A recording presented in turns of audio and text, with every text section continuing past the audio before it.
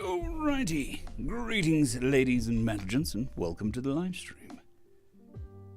Making sure everything is working as intended.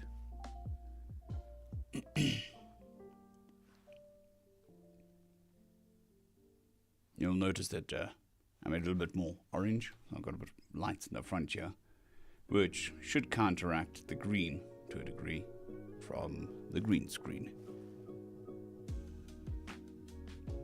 How are we all doing? Hope we're all doing well.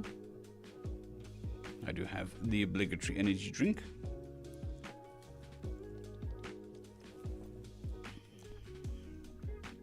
Due salt, I'm doing well. Yeah, your voice is doing okay. We've been doing some recording. Voice has been standing up, and yeah, every day getting stronger, getting better. Good morning, Brian. I hope you're well.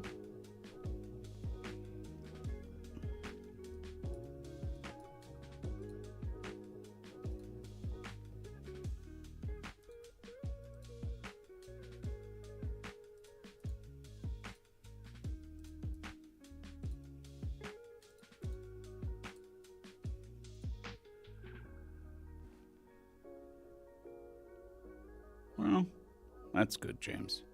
Better than being absolutely horrible.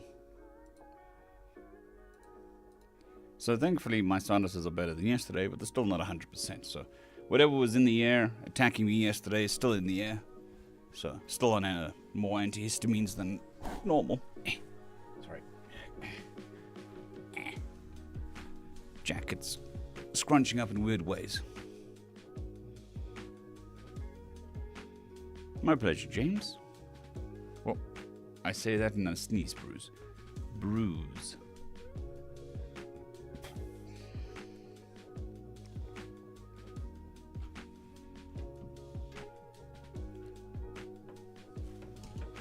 The aircon is turned off, so no interference.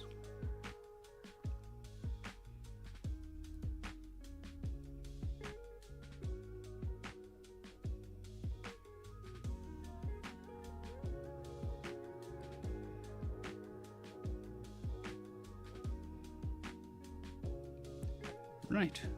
Just making sure everything is up and running. Waiting for people to pop in, if they want to pop in.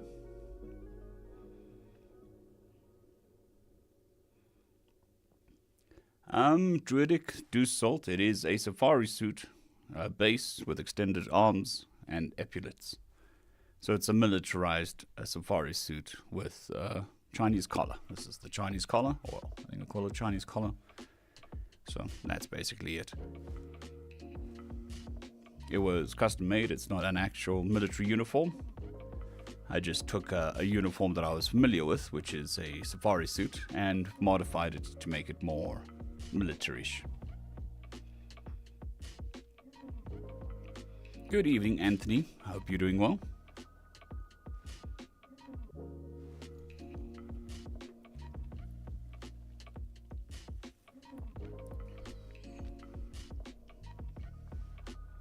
It's also brown so that it sticks, doesn't conflict with the green screen. And most safari suits are khaki anyway, which is a brown-green.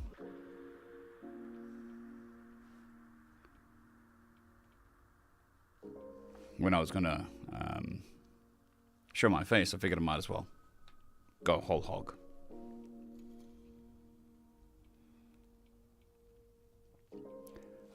Very similar. I mean, they probably wouldn't have had epaulets. Safari suits have been around for a very long time. Very, very common in South Africa, more so in Australia, and also India. India have a variant as their military uniform. So, there, yeah. If you've ever seen Steve Irwin, he's got the casual safari suit, which is the more common one, which is short sleeves and a long collar. Good morning, Bram. I hope you're doing well. Grandful as well. Hope you're doing well. Welcome to the chat. Recovery day number 16. Wasn't 16 yesterday?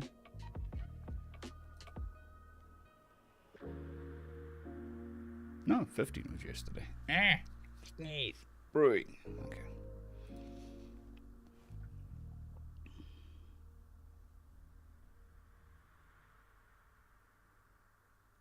Yeah.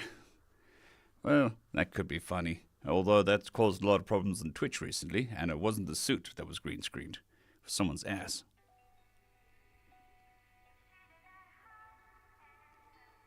Yeah, that's the main reason why I decided to go with this sort of suit. I also don't want to directly copy a military suit or a uniform, so...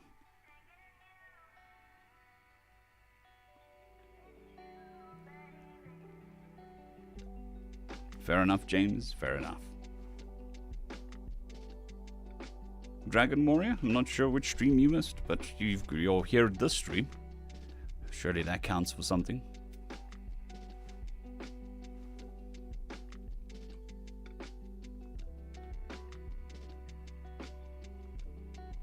The Feline, I'm glad that it has helped. I'm glad that you enjoy the content. Look, I mean, conceptually, it was an ingenious idea. Practically, it's like, okay. There are some of those female streamers over there. They definitely comb through those TOS, and they work out how to get past them. So kudos to them. Not my cup of tea, but they must be earning some money somewhere.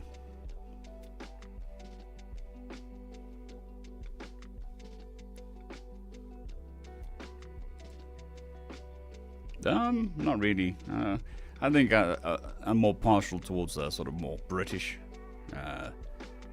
suits, the more crisp, but which essentially is what a lot of science fiction uses anyway. I mean, it's like Star Trek, they don't have pockets, and it's like, well, that's stupid. I mean, I know it's the future, but surely you still need pockets. So, I mean, this one's got pockets and the sides for stuff, because you need stuff.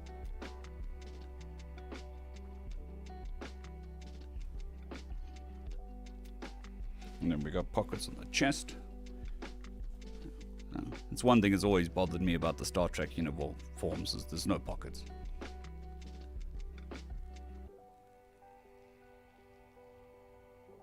James, it's not really that difficult. It's more about the lighting than the shade of green. So as long as you've got a consistent lighting, okay, I can show you here with the green screen. So as you can see, the green on this side and this side are pretty similar in color, even though there are folds and stuff. That's because there's proper lighting. In fact, that thing over here is light, and there's another light over there. And that light doesn't light me up. So as long as you get the lighting right, the color actually doesn't matter. In the beginning, it was actually blue. The first green screens were made of blue. Because green and blue aren't in the human skin tone. And so we don't have green or blue in our normal skin. So we contrast against blue and green. That's generally the theory. Technically, you can green screen anything as long as you've got the lighting right.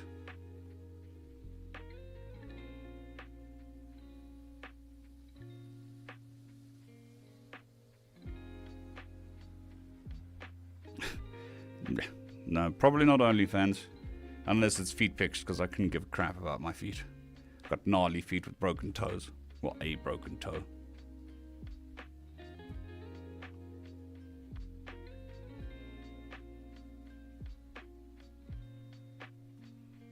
Well, like I said, the original technology of, what do they call it?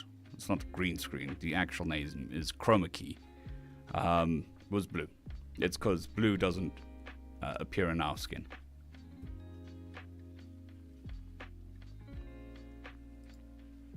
Look, you may not use your pockets in any uniform, or especially a dress uniform, but you need them in case you do need them. Where else are you going to keep your whatever? Your ID or your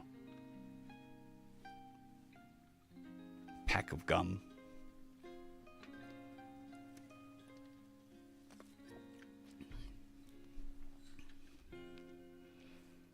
What, you want to think of something even worse? No, in Star Trek,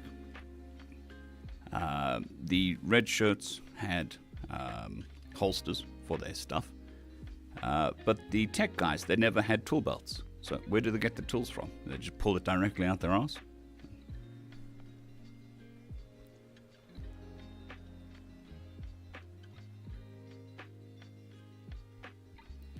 Yeah, James, probably been done. Just saucy pictures of different fans.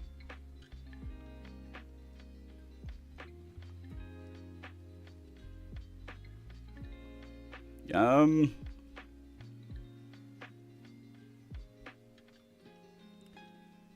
don't know. Look, I've accidentally answered the door once in this, and I got such bad looks. And I know why.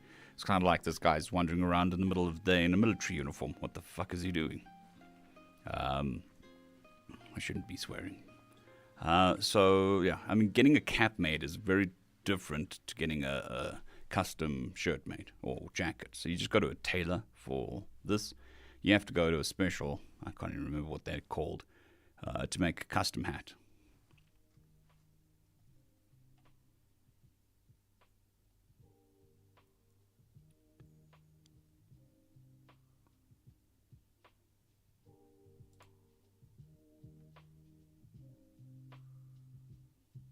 Yeah.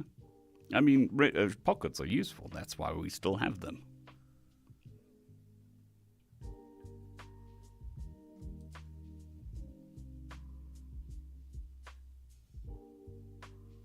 Lawrence Ryan, welcome. I'm glad you enjoyed the content. I'm glad I introduced you to a new form of entertainment.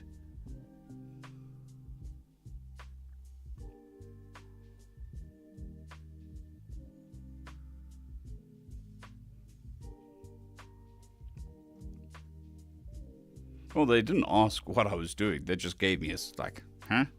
Look. So now I don't answer the door. I take the shirt off before I answer the door.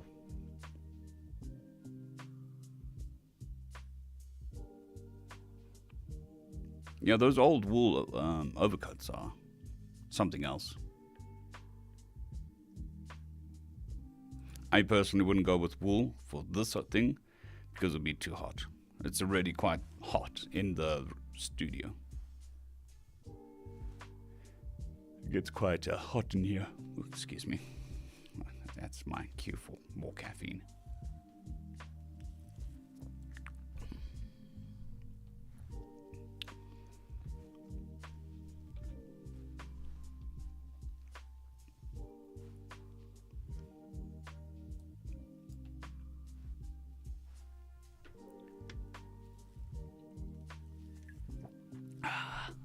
With energy.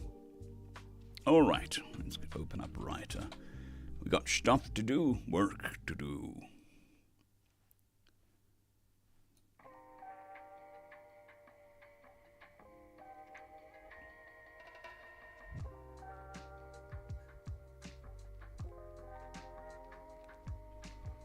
Yeah, I had something similar.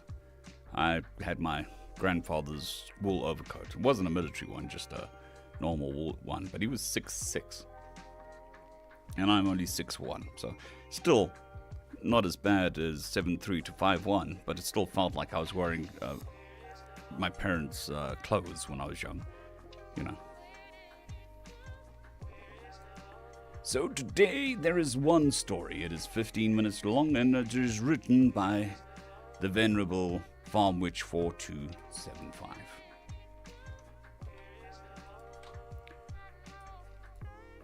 Let's change scene.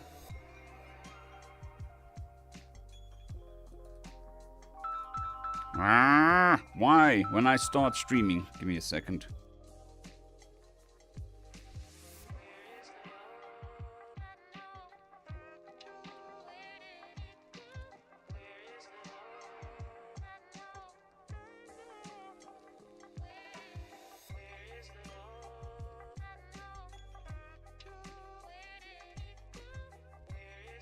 Okay, that was the delivery guy. I need to go fetch something. Be right back.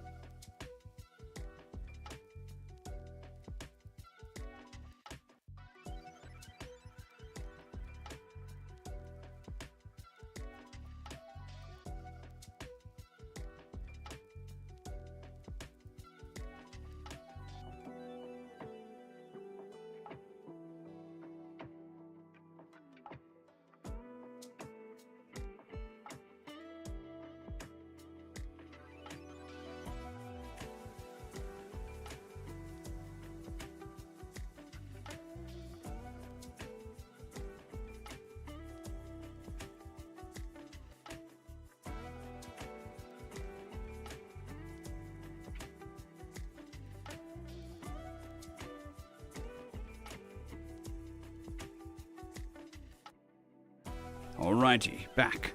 Seems the fastest way to get a delivery is to stream, because then they'll disturb the stream by delivering the delivery.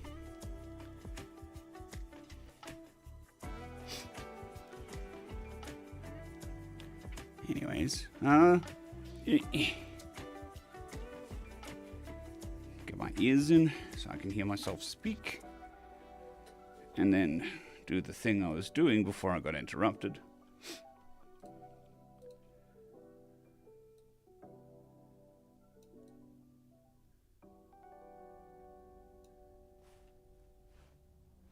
Alright, back. Oh. So, let's see. What was today's delivery? I'm pretty sure I know what it is.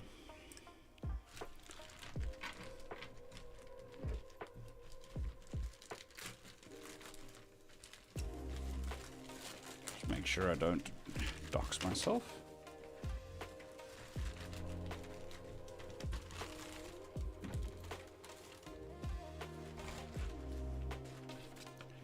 Piece of paper.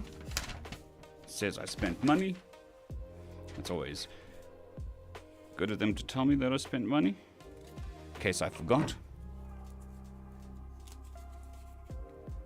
Right, ooh, 2 magic cards.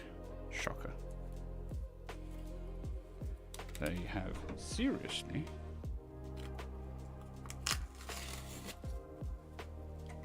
So they've stuck it around the back in a thing so that it is very difficult to actually get out, which is good and bad, I suppose. You always want to remove these things without damaging the cards, but you want to package them so the cards don't get damaged. Where were we? Super chat, Dilly Gaff. Thank you very much for the $20. It is super appreciated. I'm glad that it helps you in your job. Believe it or not, there's quite a few truckers on the channel, and I'm glad it helps. I really am. I'm glad you're enjoying the content, and then it makes your drive just that much easier. And I will definitely try to stay as healthy as I can. My body, however, tends to disagree with me on a regular basis. That was close, almost bent the card.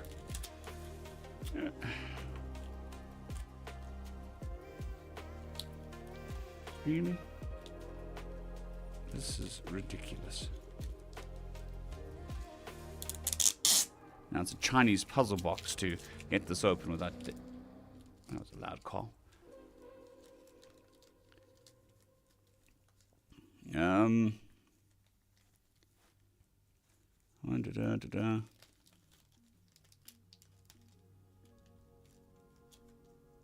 Fair enough, James, fair enough.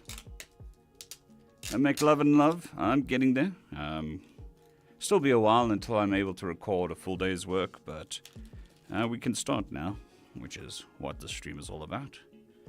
There we go, 2 cards. It's Tybalt's Trickery and Void Winnower for anyone who's particularly worried about or curious about those cards. It's for that deck I was talking about yesterday.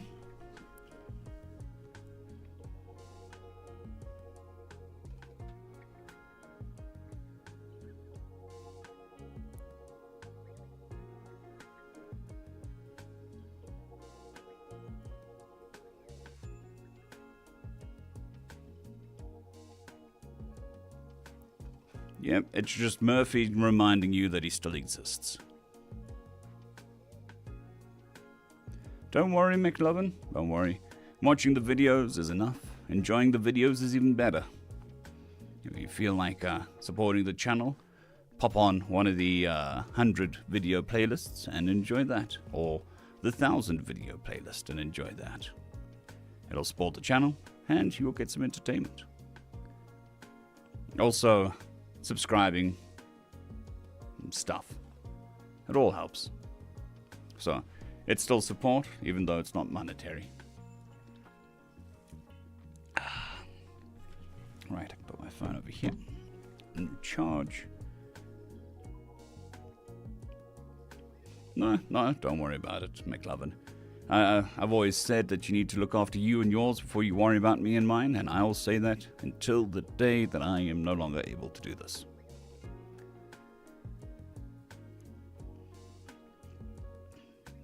Deuce Salt, I'm glad it helps.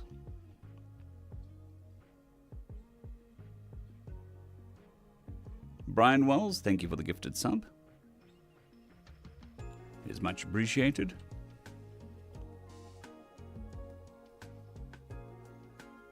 No, I'm glad you enjoyed the series. So I actually started off doing the series not the one-shots. Then I was introduced to the one-shots later, and they were much more successful. But I never really wanted to stop doing the series, because that's where the channel came from. So there is that.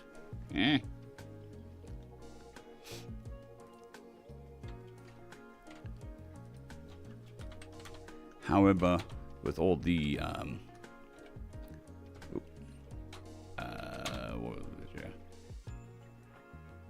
series getting picked up for distribution and audiobooks, it does make it a bit more challenging to keep doing series. And don't get me wrong, I'm happy for all the authors to get that done. It just does make my life a little bit more challenging. But that's really a first world problem. Alright, big warning, if you don't want the story spoiled and want to listen to the final product, it will be up tonight. This is the recording of the story. So obviously there will be spoilers. I'd like to think that this is one way to enjoy the story, and tonight's video will be another way to enjoy the story. Some of you may have noticed that the audio has changed. We're putting in a bit more effort, a lot more effort, putting in sound effects, putting in climactic music and all that stuff. So there is that change. I am also trying to get more consistent to my voices and the like. What am I doing? That's what I'm doing. Closing that. Got that open. Got that open. We got this open.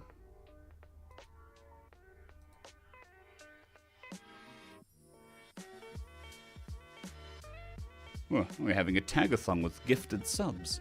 Thank you, Brian Wells, for the second gifted sub, and Acripus. Thank you. It is very much appreciated.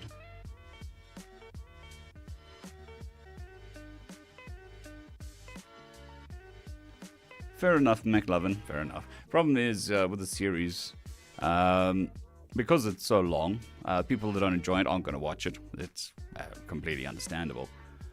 So, first episode of a series normally does quite well, and then it drops off quite severely. But then you get a core audience of, like, whatever. But with short stories, everybody gives it a listen, because if they don't like it, the next story might be good. So that's the fundamental difference between the one-shots and the series.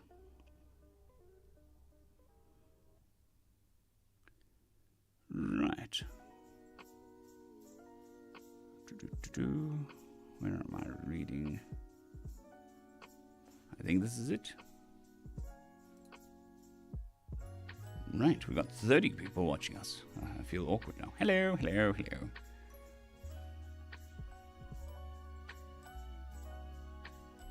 Right, so just going to go through this. If you're new here, first assign voices. Banny, thank you for the gifted sub. It is very much appreciated. So my wife was doing the credits yesterday, and she's like, holy crap. We've got a lot more $5 members. It's just like an insane amount of $5 members just, since the last time we did the credits. I'm like, yeah, that's all the gifted subs or memberships. So, hey, thank you very much. Tyrandil, good evening or morning to you. It's quite early or late, depending on if you slept or not. Hope you're doing well. But anyway, so for the format, I'm going to go through the story. I'm going to assign voices. We have 21 voices at our disposal. Dr. Seuss, who's a dual gaff. Thank you very much for the 5 gifted memberships. It is very much appreciated.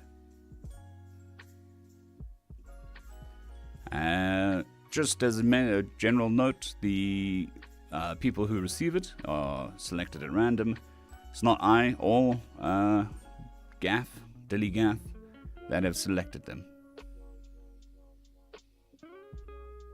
Fair enough, Tyrandil, fair enough.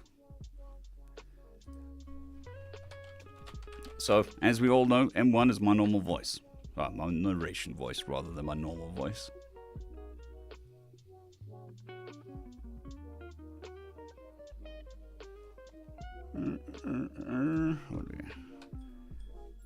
We're just going to quickly go through this, figure out voices, if there's anything in particular. Captain. Normally I make a older voice.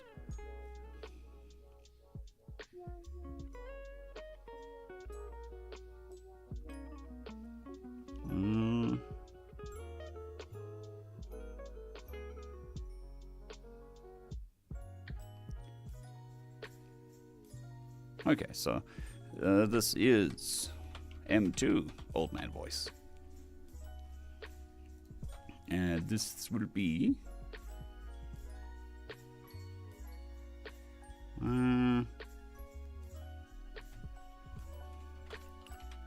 M1-2. Getting complicated, yeah. It's just a variation of 1.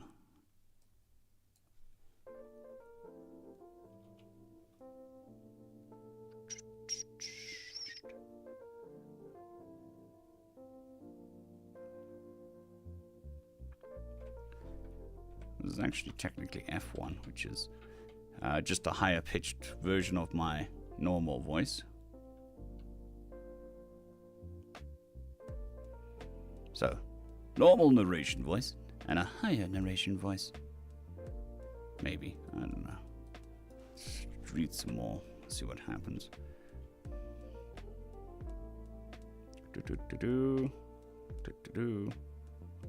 Okay, so it is a male speaking.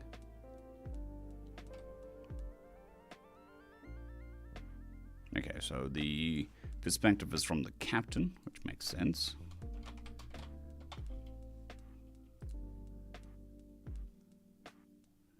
I think we can go with nice American low central, which is neither American low or central. Something like this. Something like this. I don't really know what you want.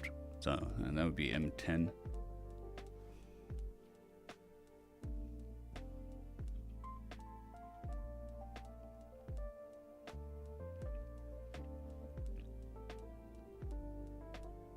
I think.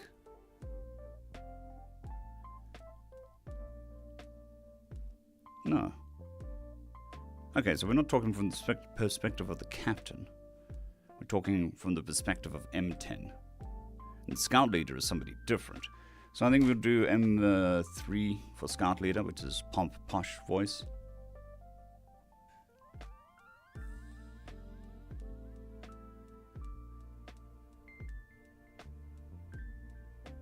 Thank you very much, Dilly. I hope you have a fantastic day.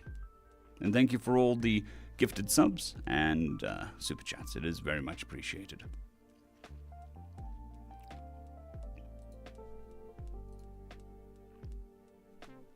Guessing that would be M2.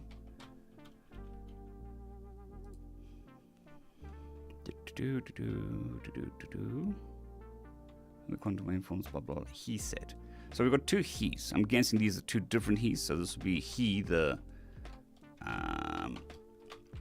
Scout Leader, and that one would be he, the Captain.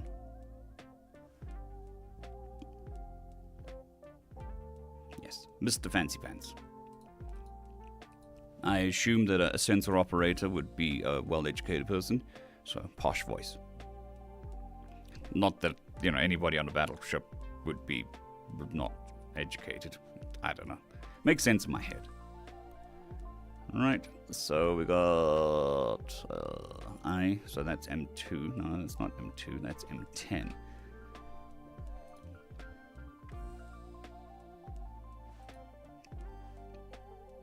The likes will roll in, if the likes roll in. We're at up to 35 people watching. Hope you all find this interesting enough. Scout Leader, so that is M3.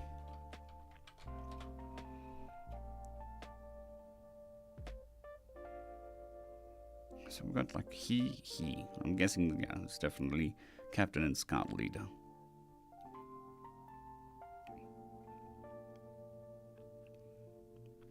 I said, so that's M10.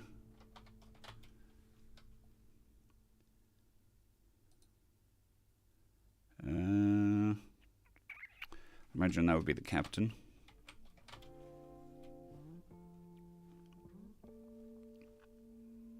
Well, that explains everything, doesn't it? Yes, that works. Ship's AI. We figured that one out yesterday. That's M18. That is no inflection.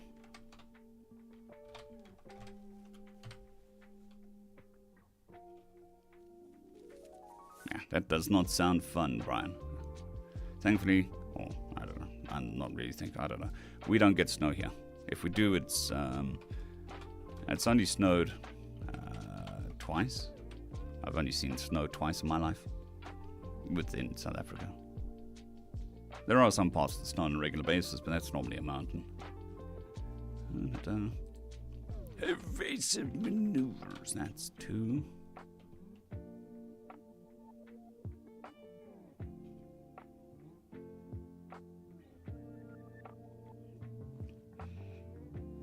Fair enough. I mean, you don't need to go educated. You can be learn on-job training, which is what most militaries do. But I don't even know if this is a military ship, so.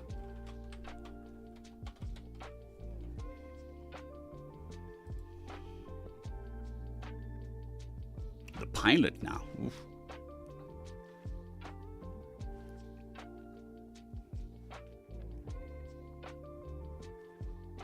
I think we'll go with cowardly. I don't know whether he is coward, but we need a voice. Insert. So that is M8. Cowardly.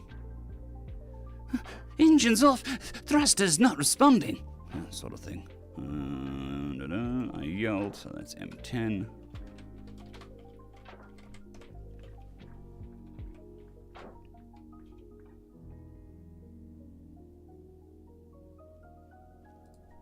M2. So this is a 4-voice, 5-voice story. That's going to be nice. Definitely going to put the old vocal cords through their paces.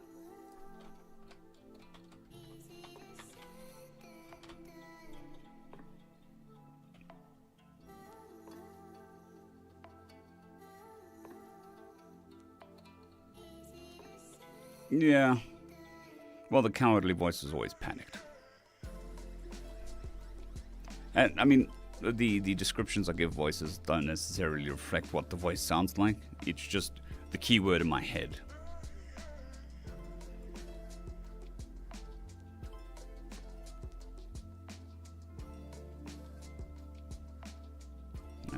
M18, that is the ship's AI. There is no vocalization in the AI. We will just talk in a normal voice. Yeah, it sounds something like that.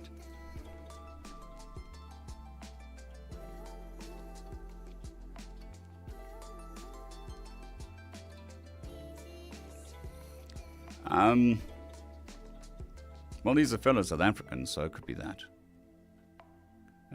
South African English is slightly different than normal English.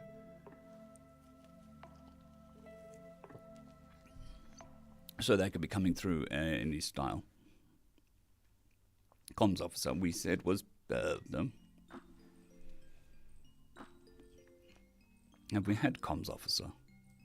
We've had sensors and we've had a pilot. We haven't had a comms. Okay. Sensors, comms operator. That is going to be a... That would actually be better as a...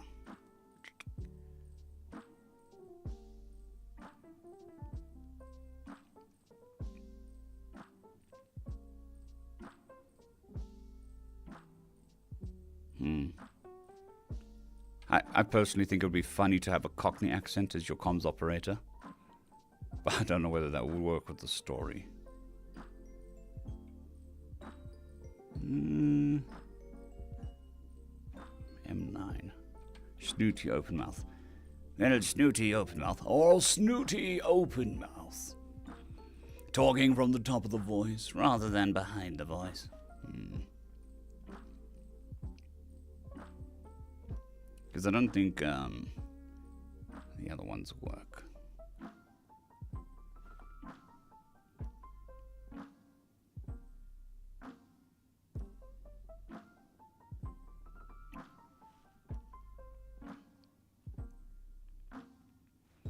Yeah, we can go with something like this.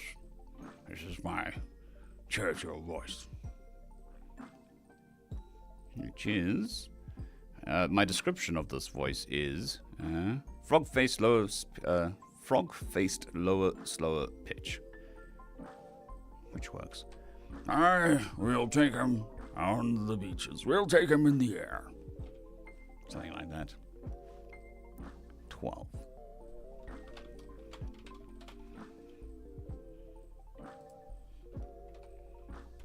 Mm-hmm.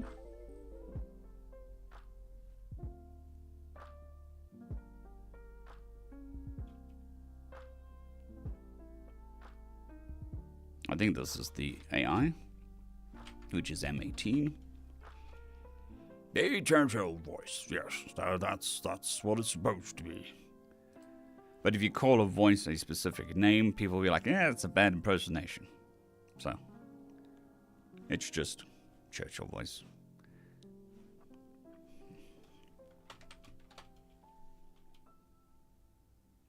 So that is...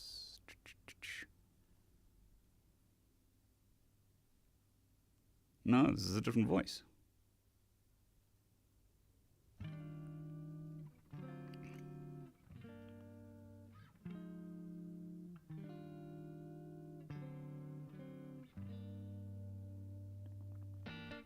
This is a bored voice. Let's see. That's a 19. Bored. Bored / disinterested. So that's got more science in it. Thank you for using Autotech Cargo Freighter, the #1 cargo freighter transport service. Please follow standard safety procedure. Board voice. So that is M1. This would be M19.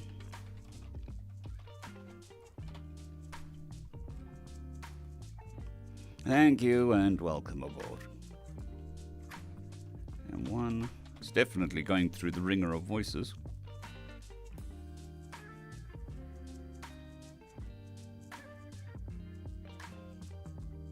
Wait.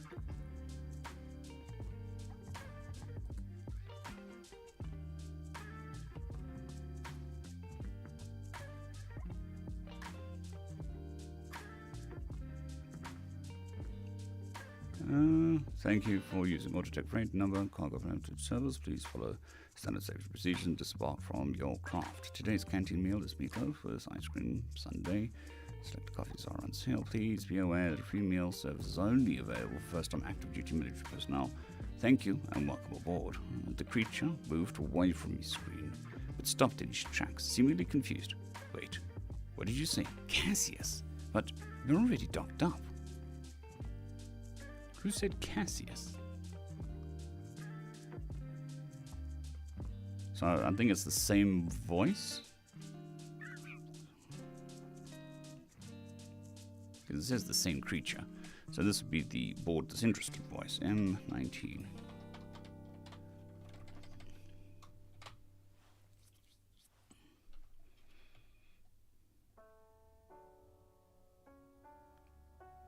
Very much.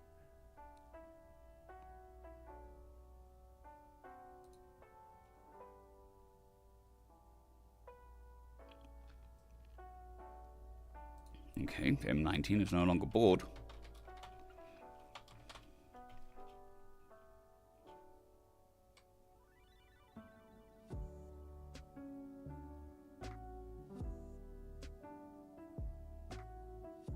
No, this is a different voice. This is an angry voice. I think we'll go with Scottish then. I'm not trying to imply anything, but it works.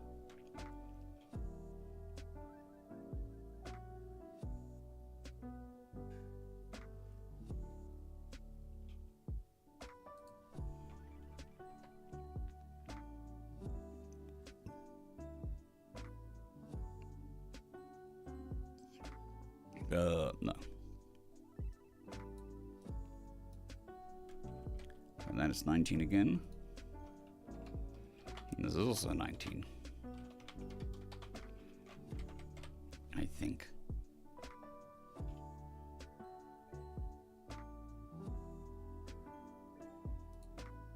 This is M10. M2.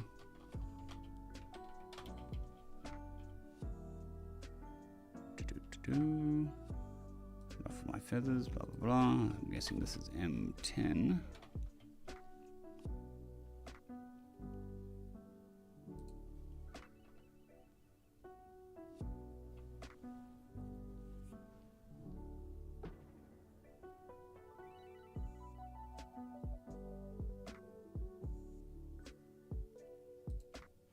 Yes, some words are easier in other languages than others. Any dialects as well. Okay, so this will be M19 again.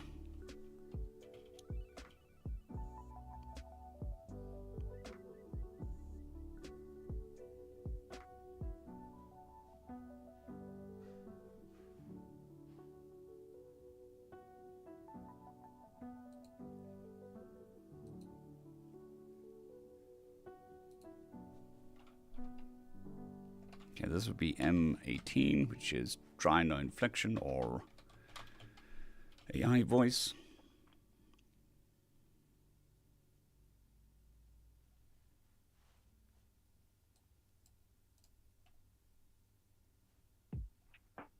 M1.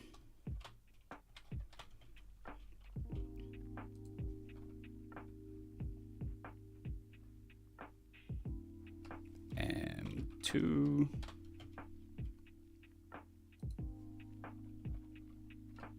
Fair enough. That's a good reason to move. M10.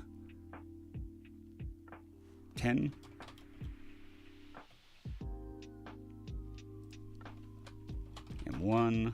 Blah, blah, blah. Blah, blah, blah. M10.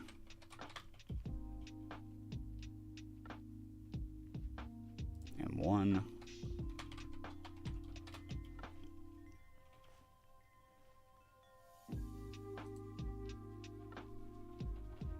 Indistinguished voice or undistinguished. I think we'll just go with M19 again. Well, actually, fuck it. Let's be a bit daring. We're gonna go dude bro voice. Whoa, man! Did somebody lose a shipment of mutant penguins? Oh, something like that. 10. So M17 is Dude Bro, Bill and Ted. That's what's written down in my description. M1.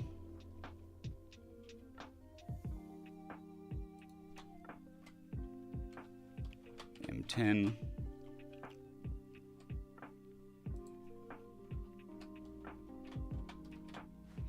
Yeah, let's go with M5. Seeing as we're running the full gambit of different voices.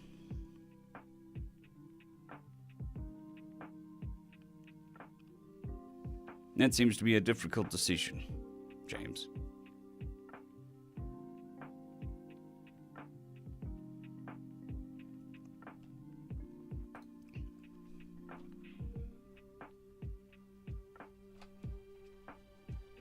M5, what did I say M5 was? Cockney. Oh my gosh, sentient but space penguins. Yeah. Hey, Mel, 24 orders of the milk service special. Something like that.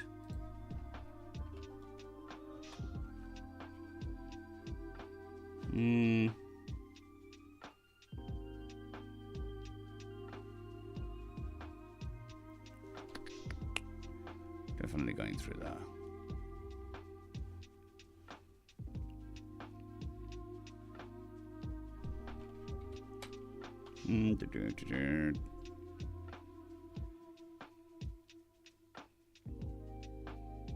Go with M12, I suppose, which is mysterious, a little raspy at back of throat, which is, I see. Oh, what do you want? Oh, really? Something like that.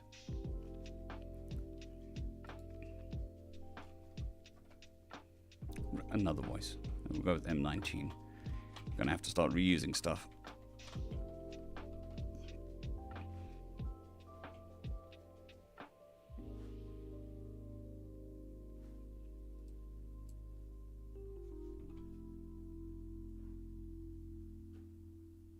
Oh, wait, no, it is. That is not M19. This is M12.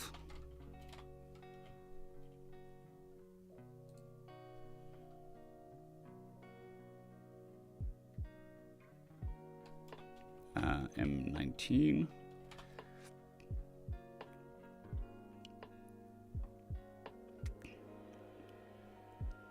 Because yeah, we're getting there. Still not at full recording force, but we're definitely getting there.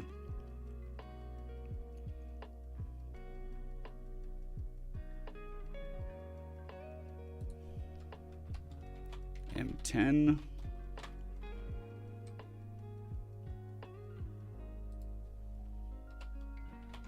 M19.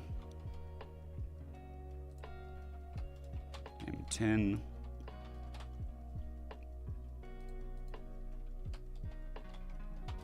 M10. No, 19.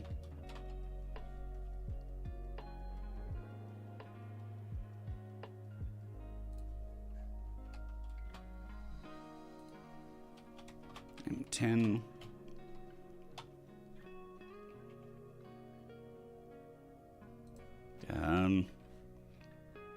Whatever. I think this is just a throwaway line. So we'll just do, I don't know, M1 variant. Oh god, he's wearing an Emodian hat.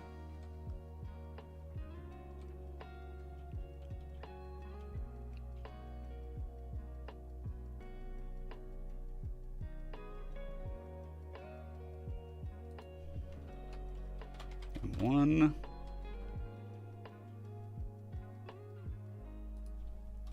M19.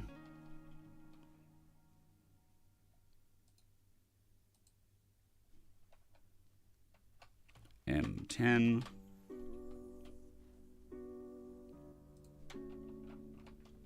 M19. No, this is not 19. This is the guy who was at the counter, which we said was Cockney.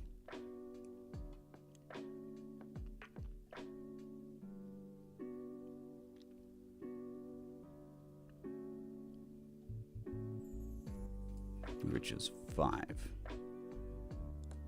5. 5. I think.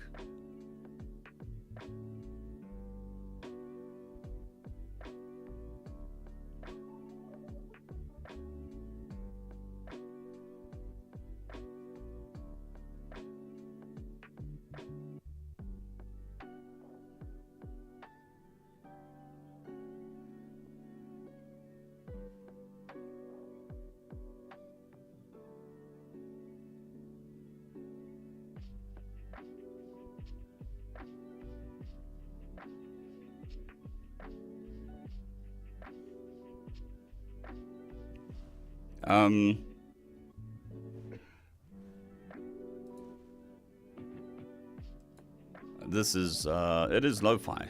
But it's from a website that offers stream royalty-free music.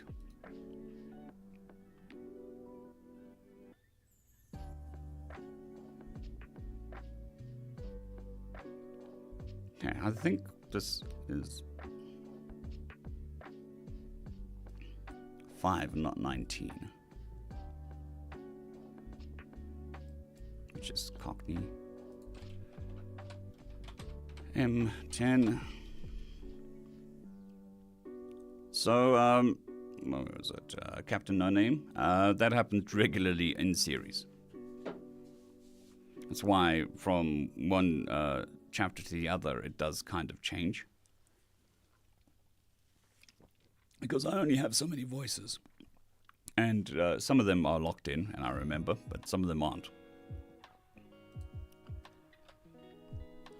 But most series, after like 10 or 20 chapters, they've got 10 or 20 or 30 or 40 characters. And you never know whether it's like a permanent character that you have to give a proper voice to, or a temporary character, which you can give a sort of general voice to. So that is a thing.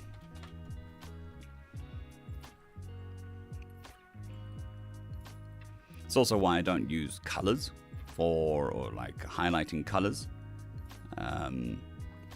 because it gets to the point where you're doing shades of color, and it's very easy to mix up two shades.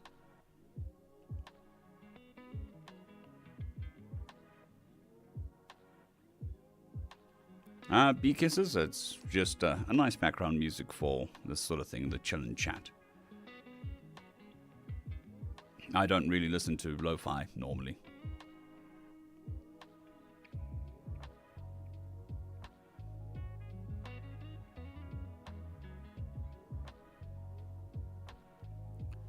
Do-do. I think we're going to do the bold voice with this one, because it doesn't really say who it is.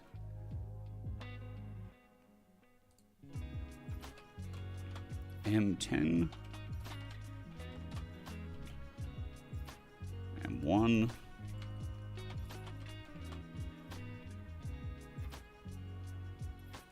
M1.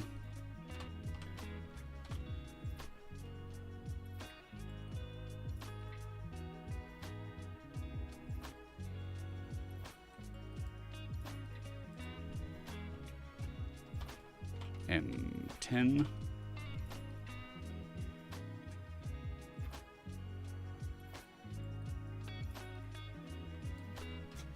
M1.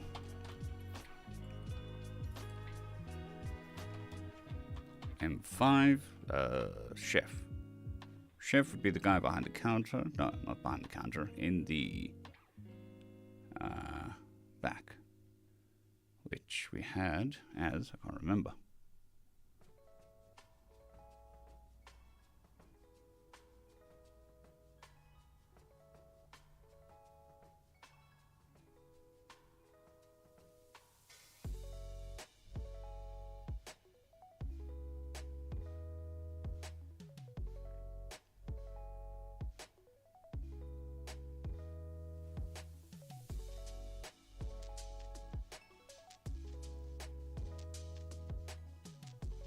M12, which is Mysterious Raspy. Okay, so this would be M12.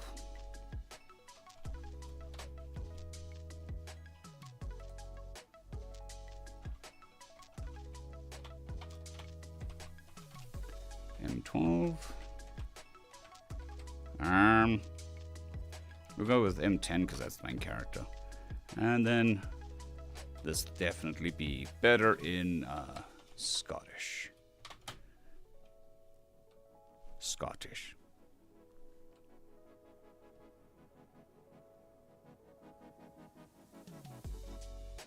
It's still very much appreciated, Benny. Any and all donations are appreciated, but not expected. Right. I think we are there. Thank you very much, Graham. We're getting there. I'm getting there. Say that we, like my family had surgery. I had surgery, so I'm doing well. The channel's doing well, which is a we thing. So we're getting back into the swing of things. Busy fighting with the algorithm recently. I have fallen out of favor, so it's not really recommending my stuff to people. But it should correct itself if I just release on a regular schedule again.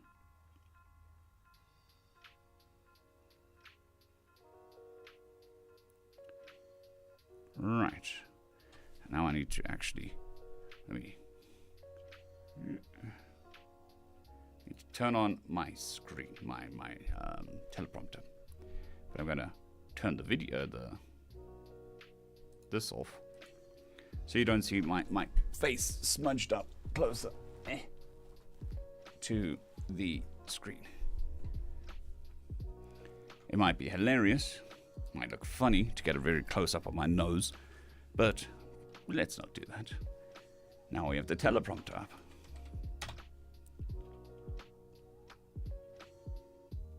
I'm not sure. If you go back in chat, it should say DeSoda.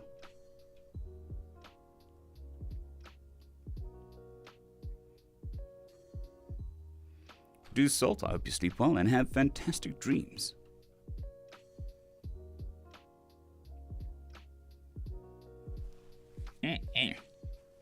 itchy nose. Right, so I'm going to copy and paste. This one's going to be a bit slower because I'm going to have to reference my thing again. Not my thing. The spreadsheet with my voices on it. Because of using new codes and stuff, I'm not 100% familiar with it, which is why I've been looking at the codes. Okay, that's skew. That's straight. Yep, and straight. And if you're new here, the recording part happens on the green screen, so editing can happen properly, rather than using the quote-unquote AI background remover, which sometimes works and sometimes doesn't. And off with the glasses, because it reflects the lights behind my screens. Also, opens up the face, more expression.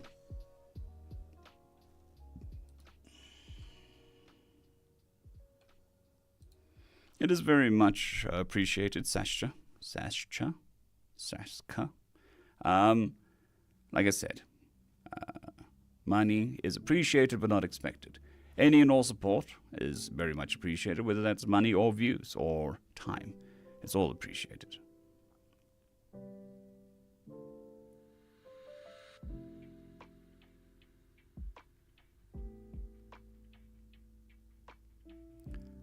I'm not sure how it works on the phone or mobile apps. I do know that I have selected the option to save chat, live chat, so that's what we do. We don't have it on here because it would just distract from what we're doing. It's all good, Discerner. It's all good. You're here now, and that's all that really matters. Right.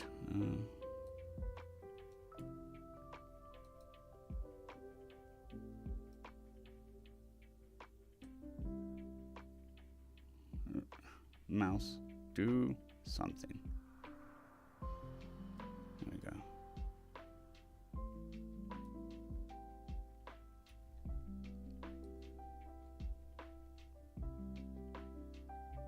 Okay, mouse is doing something. Thank you very much, Tomo K77, for the 20 New Zealand dollars sticker.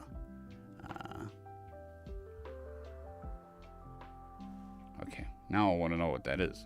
Because on my side, the combined chat, it says, video game controller dances goofily under the word woot. Okay. The image is a lot more better explaining what the hell it is than the text just dryly telling you video game controller dances goofily under the word woot. Gotta love the combined chat.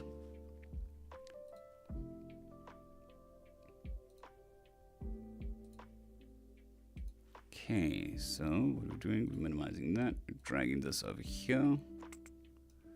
And then we're opening up Audacity.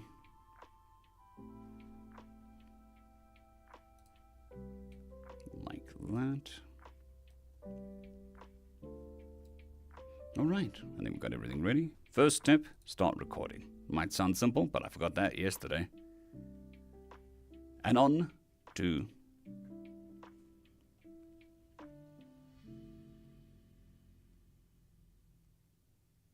Yes, it would seem that the rodent has decided to ride for a tiny bit. Anyways, we're going to start. This is going to be a live recording of the video, so chat, I'm going to ignore you for a little while I try to do this. But I will get back to you and I'll try to read everything when that happens. Anyways.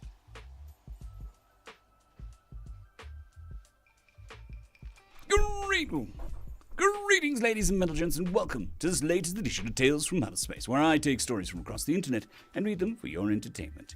This particular story is called First Contact with a Shipping Ship, written by FarmWitch4275. The atmosphere on the bridge was calm, but controlled, casual, but serious.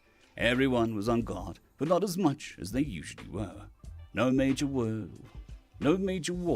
no serious fighting, no pirate activity. It was just a simple, routine patrol on a backwater system bordering Confederacy space. I sat at the engineering console and pored over some minor scanning data from weeks ago. I took a deep breath, my beak chattering idly while I looked at some minor energy readings from the local star. Any idea? Any idea? Any idea what exactly we are looking for? Or is this just a be here to be here kind of thing? I idly asked nobody in particular.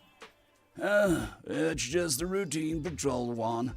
Nothing too serious. Kind of peaceful these days, my captain said as he sipped some tea.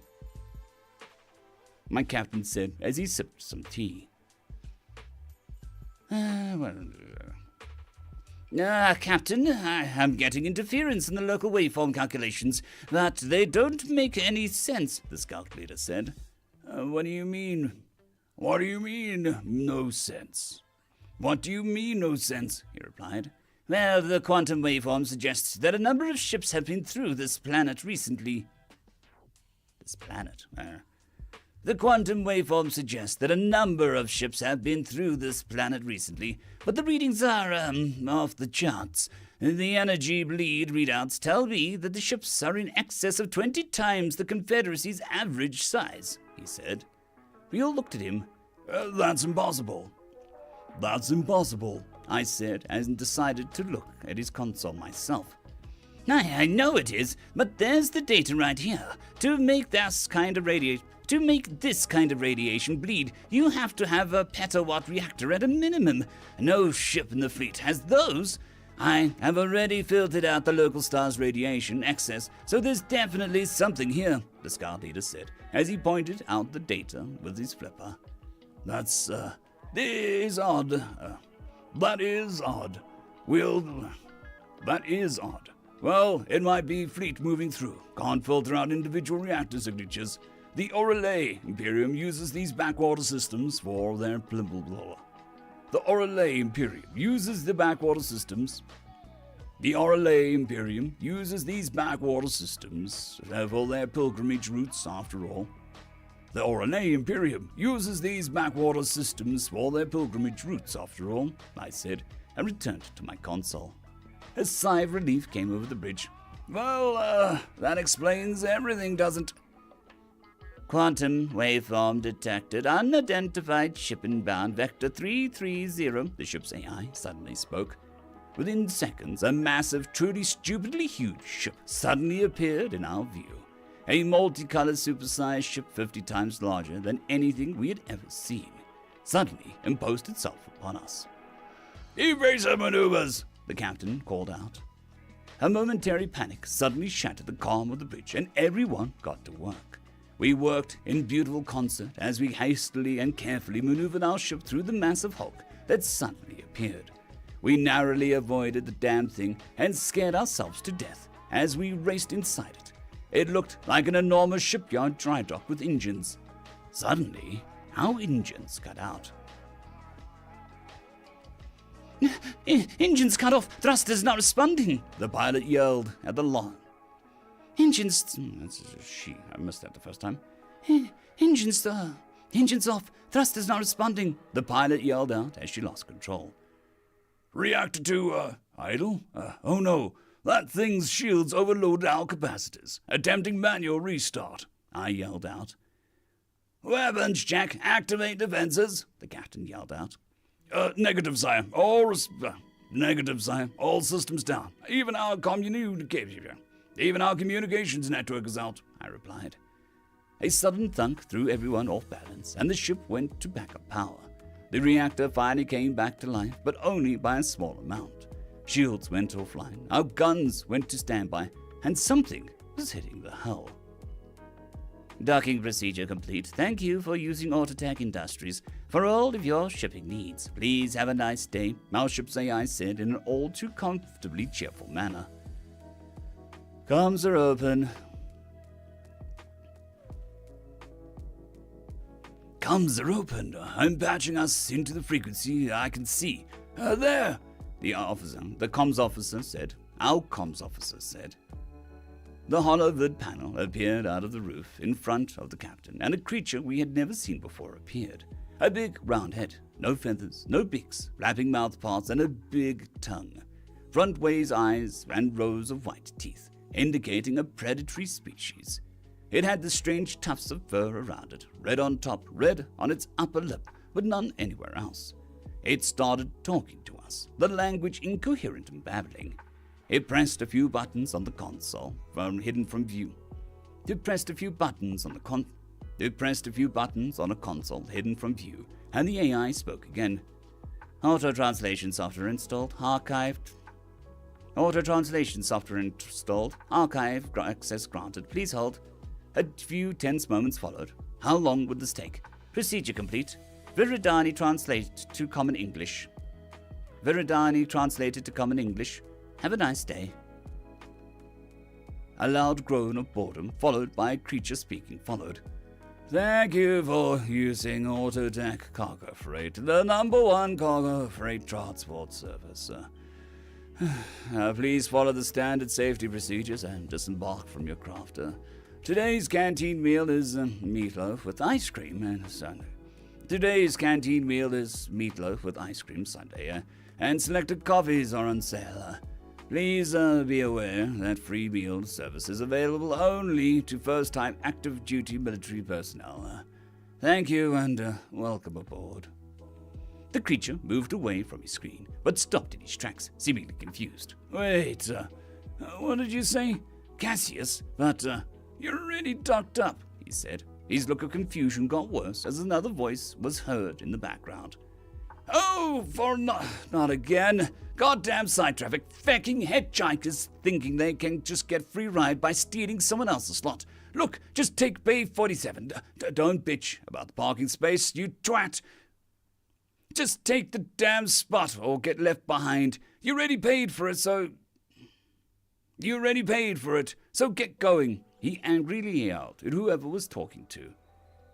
Okay, what the hell did I just catch in a dragnet? Damn hitchhikers, he said. We were able to see from external sensors that some kind of mechanical appendage had appeared and was scanning our ship. Captain, what do we do here? I asked. I have no idea, Ensign. We can't escape. We can't defend ourselves, and we can't hold the card against that thing. And we can't hold the card against this thing if we could do anything anyway. Let's just hope that the entity is at least open to talks, he replied calmly. I ruffled my feathers a bit nervously as the creature continued. Wait, what? What the hell kind of ship is this thing? Who built it? I mean, I know I catch some oddballs here and there, but what is this matter? What the smack is this? Hey, Marty, look at this thing.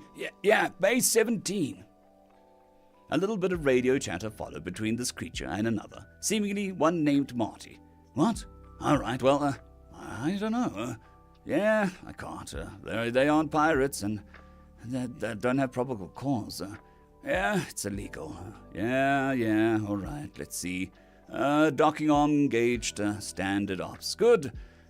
Welcome aboard. Please follow the arrows to the hotel. The creature continued to talk with someone off screen. Alarms started ringing. The ship's computer started alerting us to what was going on again. Docking procedures initiated. Please hold for bacterial sterilization procedures. Complete.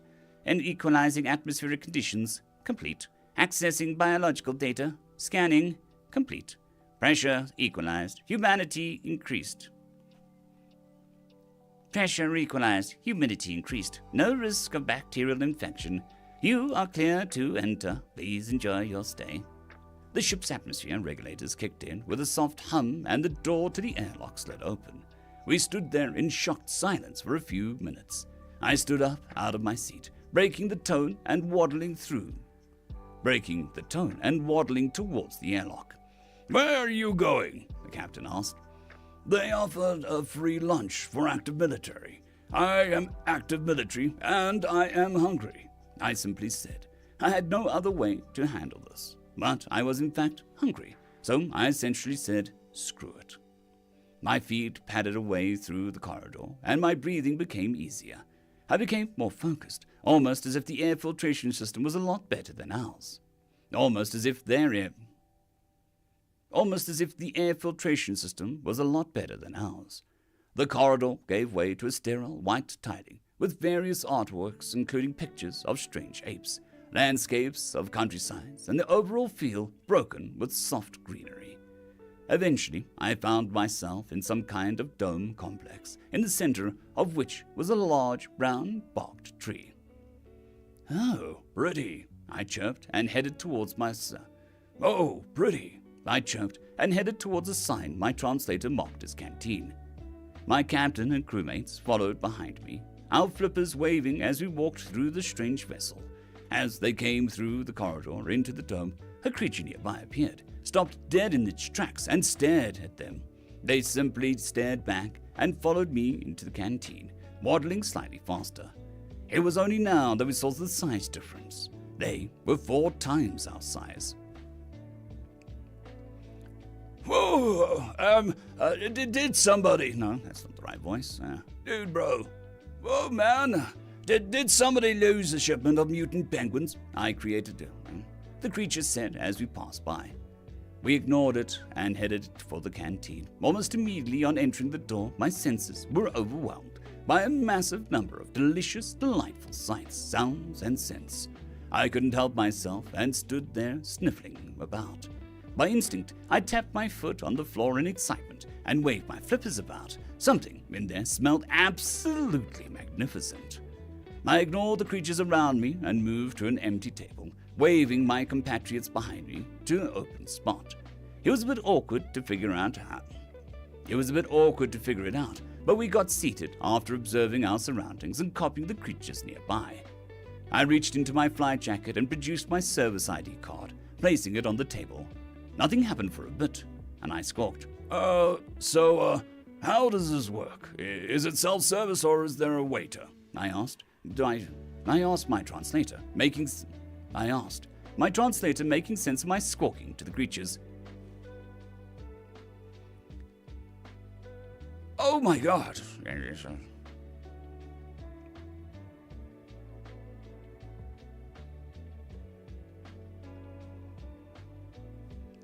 Just catching up with chat, seeing if there's anything earth-shattering I need to pay attention to. "Oh my god, sentient space penguins," one creature said. "Hey, Mal, 24 orders of the Mr. Hey, Mal, 24 orders of the Mill Serve Special," one creature yelled out, snapping everyone out of their stupor. 24? Well, shit, we got a fleet order up today, or what? 24? Well, shit, we got a fleet order up today, or what? A voice asked from behind the counter. Nope, aliens. We caught a Xeno ship on..." Nope, that's the bold voice. "Nope, aliens. We caught a Xeno ship on the Dragnet on our last pass," another voice said. That voice was the same creature we saw in the hollow of its screen. "You what?" the voice from behind the counter squealed in shock, then appeared out of the door to the side. "Get back in there, you cook." "Get back in there and cook. I'm the captain here. I'll handle this," he replied and approached our table. "Hello?" I said, looking up at him. Can you understand me? Your translators get updated. Can you understand me? Your translators get the update we sent them?" he asked. "Yes, they did. Thanks," I replied. "Well, we weren't expecting you to show up, so sorry about that. Glad to see that you aren't exploding, so I guess Atmo is compatible. Again, sorry. We have a privacy protocol that stops us from scanning ships too much. Captain Timothy Blythe at your service," he said, holding out his right hand. I grabbed it with my right flipper and shook it. "Pleasure. Engineering Ensign Codsworth V. That over there is the captain," I said, pointing at my senior officer. "Oh God, he's wearing a little Napoleon hat," a voice said behind us. Timothy looked at the voice and glared at them with a death stare. "Sorry." This is the captain, so it's 19. I've written it down wrong. "Sorry about my crewmates. Before we begin, I have some things to ask. Do you have any allergies to certain foods? Herbivore, carnivore, or omnivore? And do you eat any kind of dairy or milk products? Carnivores, but not obligate. We can eat some veggies in small amounts. As for dietary, we're fine with it. Capsaicin and alcohol are poisonous to us. Sugar is fine, though, I replied, my beak spreading open a bit and squishing itself to try and mimic their smile. Righto, I'll have your meals ready shortly. Righto, I'll have your meals shortly. Righto, I'll have your meals shortly, he replied with a smile. One thing before you go. What's in the blue blazes is this thing, I said, gesturing to the ship around us. A long-range cargo freighter. It's a mobile dry dock that uses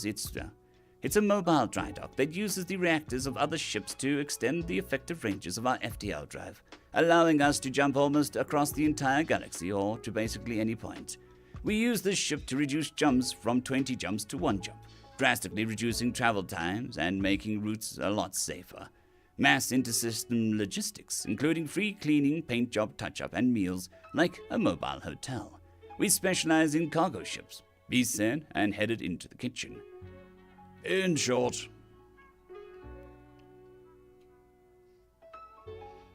this thing is a shipping ship. Ships. Someone made a stupid meme once, and some genius turned it into a thing instead. Turns out, it works. One of the creatures behind us said, and carried on with his meal. That's okay then, I said, stupefied at the implication. The crew looked at each other, concerned to the absolute, as we considered how much of a tactical advantage they had over the rest of the galaxy. Considering the size of their ships and the armaments, these were just cargo ships, and they had better guns than one of our battleships. We could only imagine what nightmares their actual warships were.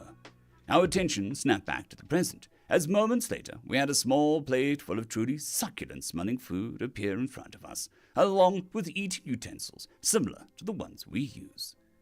They had an FTL system whose only limitation was power input, and could effectively jump anywhere they wanted with a bigger reactor, and they found a way to actually do that with these massive mega freighters. At this point, I was over it, and my growling stomach overcame my common sense. I picked up the utensils with my flippers and cut a small piece off. I put it in my mouth and lost my senses completely. Oh, sweet godly nectar, I exclaimed, tossed the utensils and scarfed down the entire meal, which was twice my usual ration with my mouth and flippers. It didn't take long before everyone else tentatively tasted, then ravenously chowed down on their meals. Down. We collectively belched loudly and lay back on our seats from the most incredible meal that we've ever had, at least for a very long time.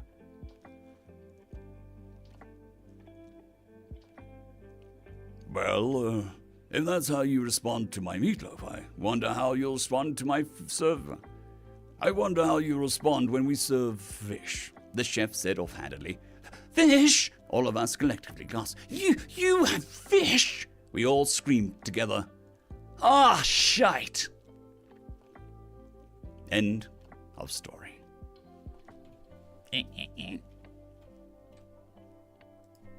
Now we record some ambient background.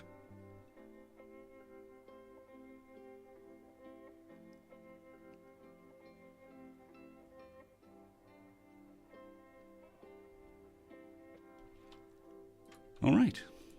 Ambient background copied. It's going to be a couple bings, just warning you, as we run noise reduction, which is why we took the ambient noise. And we amplify. We noise gate, which is a hard noise removal. Then we compress, which equalizes the volume across the whole thing. Then we run an analysis tool, and then we adjust the overall volume to acceptable levels. And then we're done.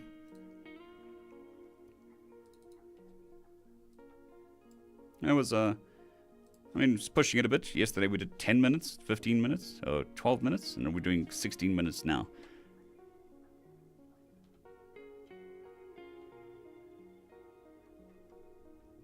Good morning, Kandaria. Hope you're doing well. This is 4. Just saving the file. Need to give it a name.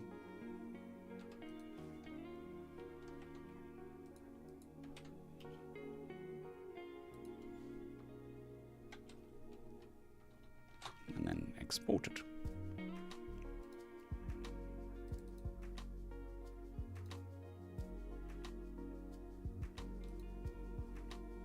Thank you for the kind words, Kandaria.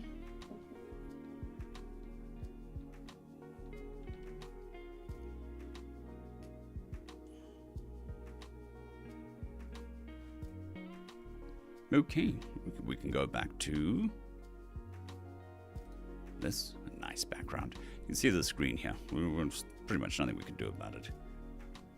Although I suppose I could just take the headrest off. I don't really use it.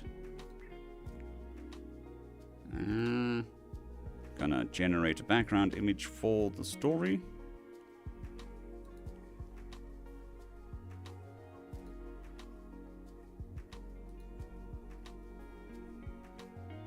And we can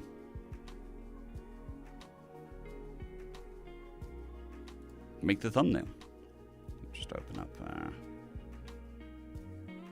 Adobe quickly.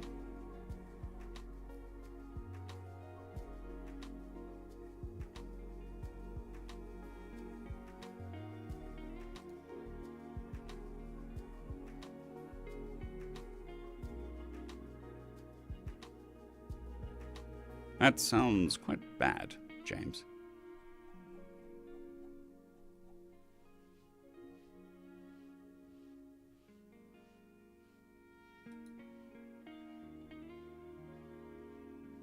Right.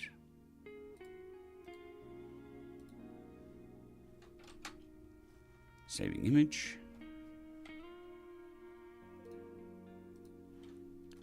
And then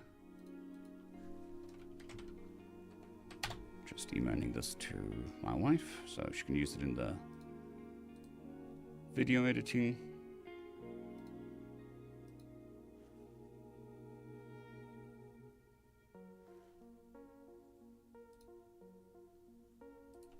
-2353-name.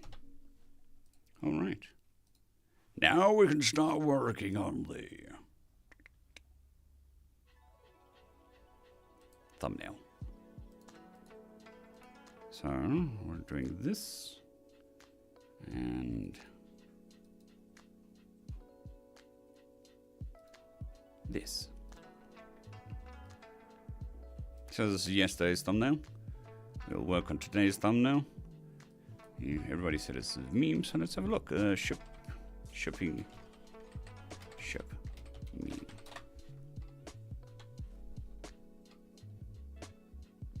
Good day, Michael B. I hope you're doing well. I compiled quite nicely last night. Got a good 8 hours of compiling in. Voice is definitely feeling better after the firmware update. So, well, we're getting things done.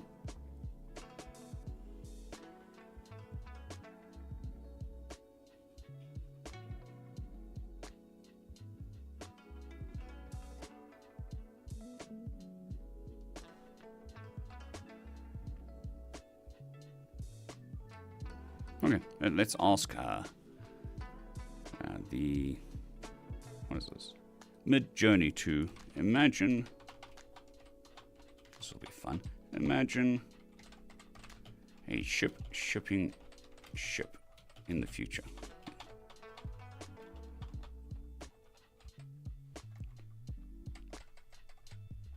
Futuristic shipping ship.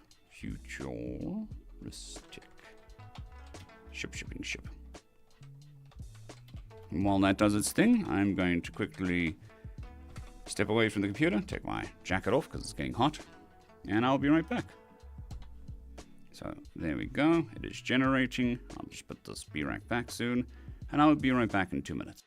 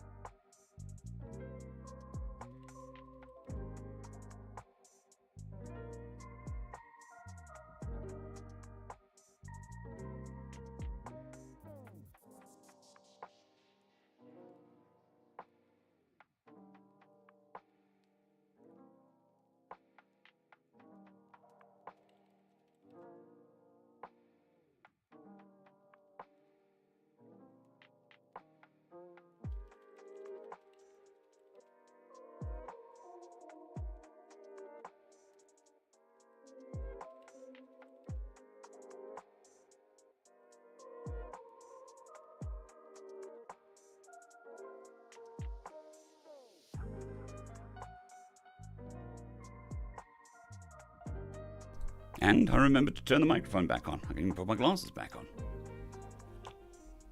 Nope. Every time. Every time.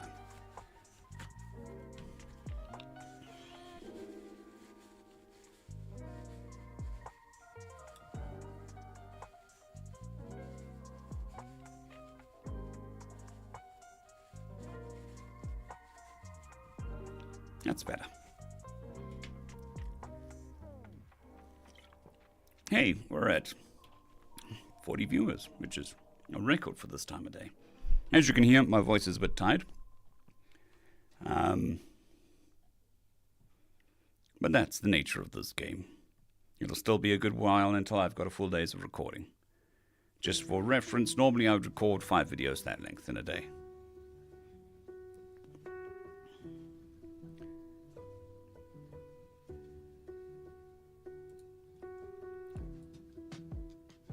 And while Midjourney did generate me a shipping ship, I put in the wrong code word, so it did it at the wrong aspect ratio.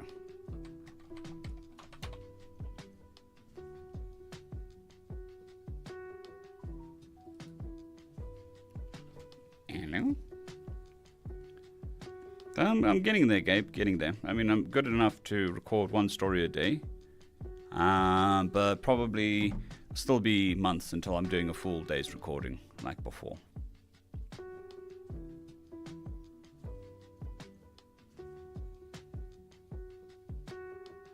That's not good, Eric.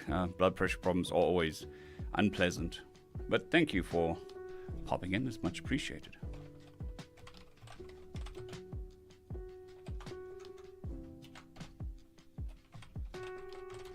If you wonder why I do this, is to see my keyboard past the microphone.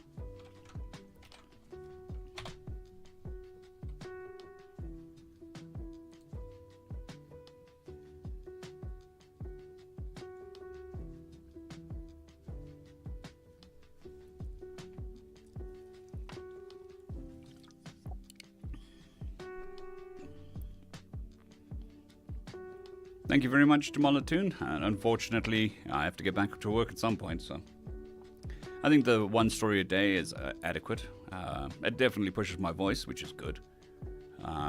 My voice muscles would have atrophied over the last couple whiles, so we need to build that strength back up. And the stamina, so the consistency is there, the stamina is not. I like this one.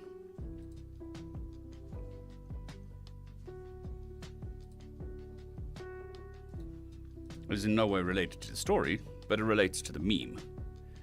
So we've got this one. We can get rid of the red nose. Pretty sure the ship doesn't need a red nose. So this relates to the meme, but it does not relate to the story.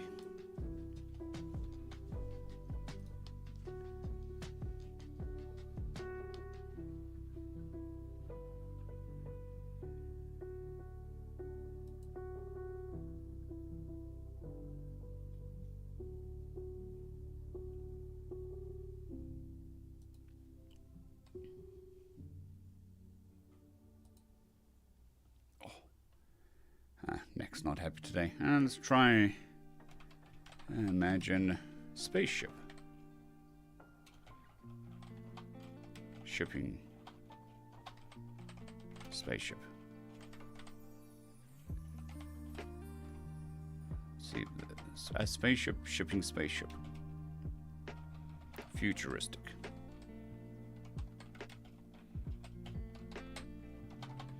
I like this image, even though it's like a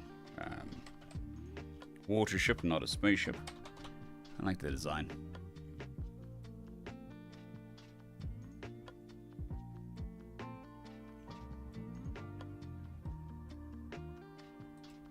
Yeah. Well, Midjourney assumed I was talking about a water ship when I said a shipping ship. Need to specify a space ship, shipping ship.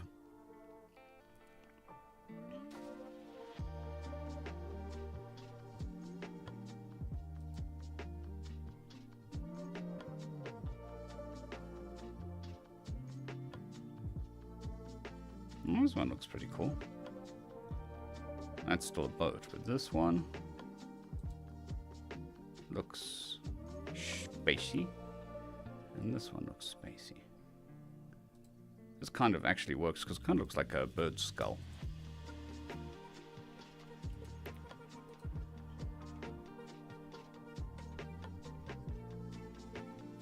And it looks like a spaceship in atmosphere.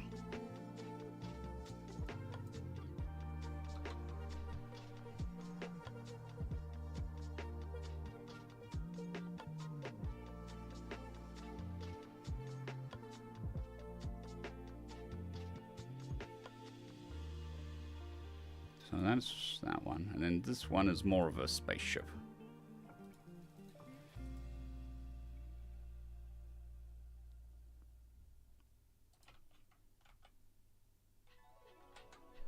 I think this one fits the story a little bit better.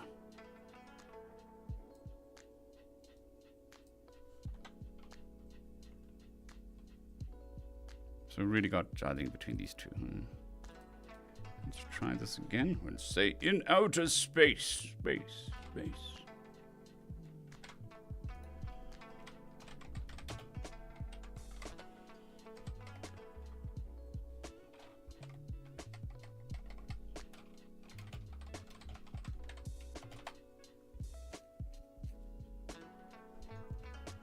Not a problem, Jamelatun. Thank you for popping past. It's much appreciated. I hope you have a fantastic day at work.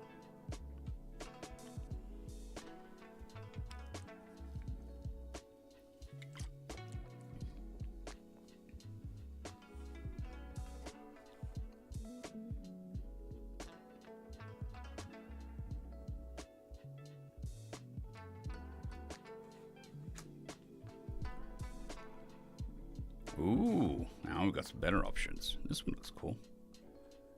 And it looks more spaceshipy.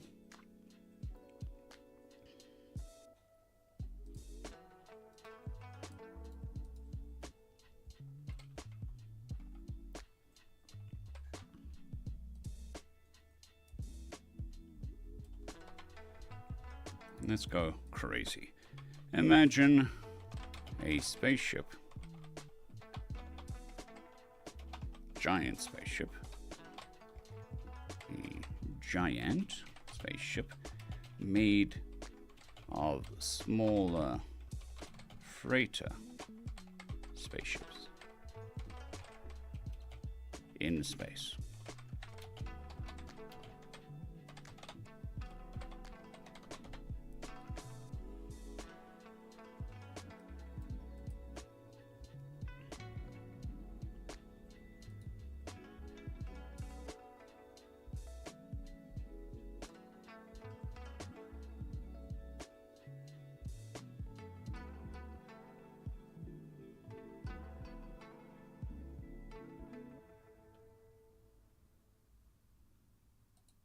Fair enough, Kandaria. Fair enough.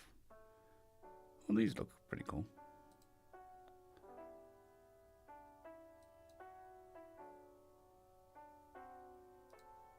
No, we don't need all that old enzyme. I say this every day and I never delete it. Skip. It's not New Year's.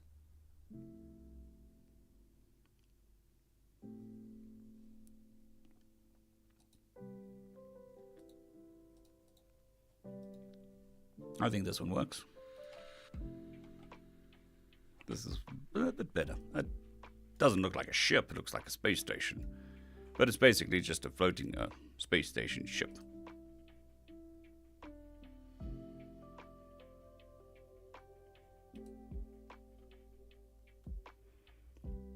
Yeah, I'm definitely not going to push it too much.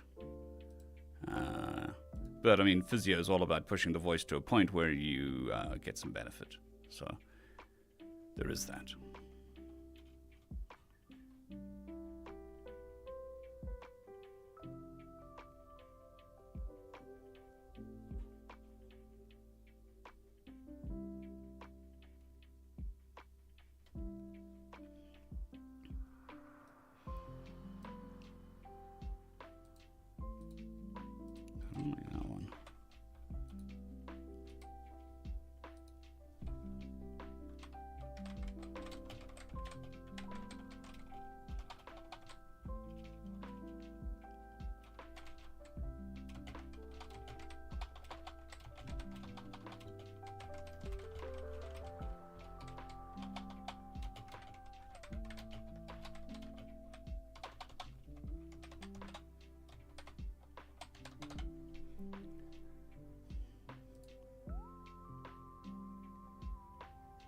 Yes, Al is always doing weird stuff. But whenever I worry about AI, I type in picture of galaxy into Midjourney, and I get a picture of a phone, and it makes me feel better.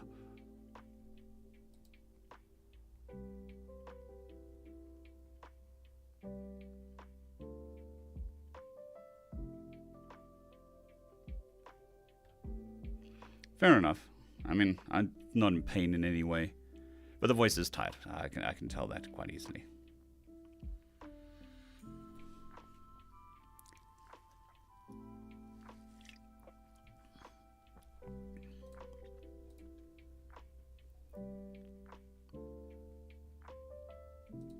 I like this one. We're getting closer. Definitely getting closer. Bye. It's called ship, but bye.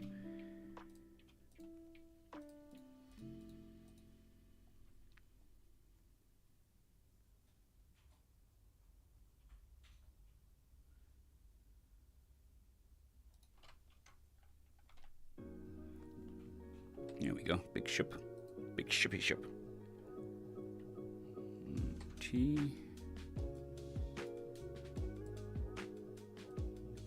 Getting there.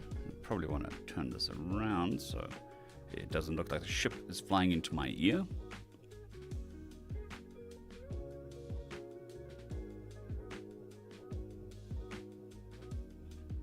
Fair enough, default flame. Fair enough.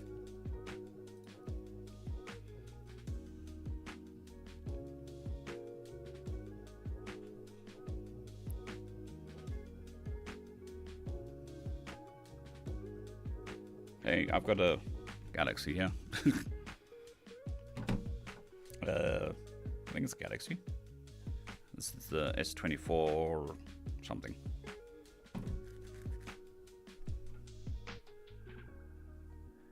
But yes, I think this picture is nice. Blue. We want blue. Blue's dark.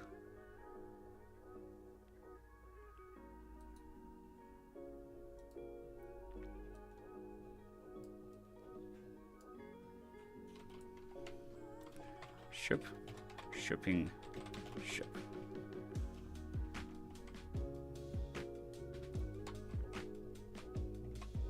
Increase the size, decrease the size.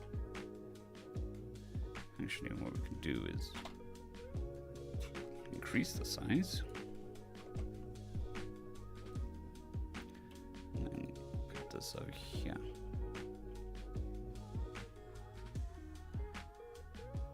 That.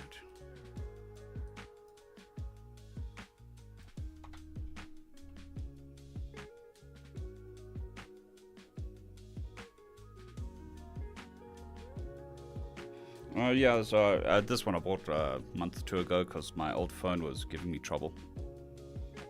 So. Right, we can also, I think, move this down a bit. Like such. Then we can copy paste, flip it upside down, move it so that we equalize the stars like that, and we merge layers. Gives us a teeny tiny bit more space, so we can actually make this a bit bigger.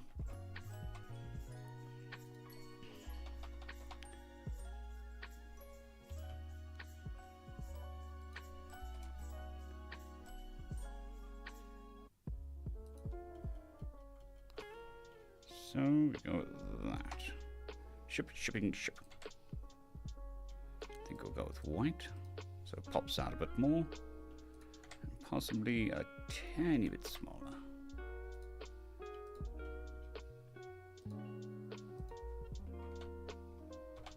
Kind of want a bit of overlap so that it's consistent.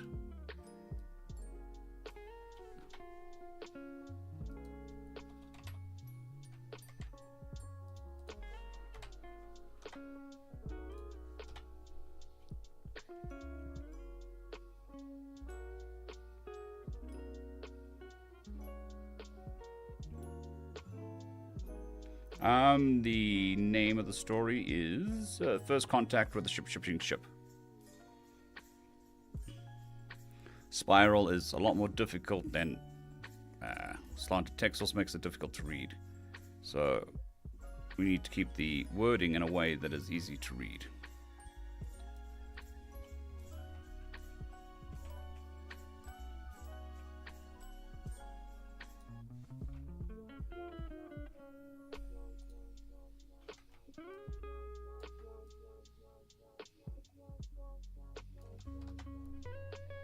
There we go, that works. And we can go a bit smaller. I mean, what you want really is the text to be visible at about this size, which is a bit smaller on your screen than it is mine. So that'll be kind of what it looks like on mobile.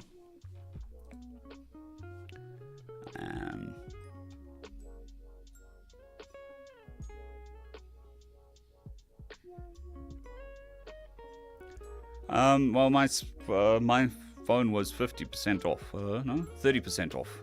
So it was a special on the day. So like, okay, cool. I'll take this one.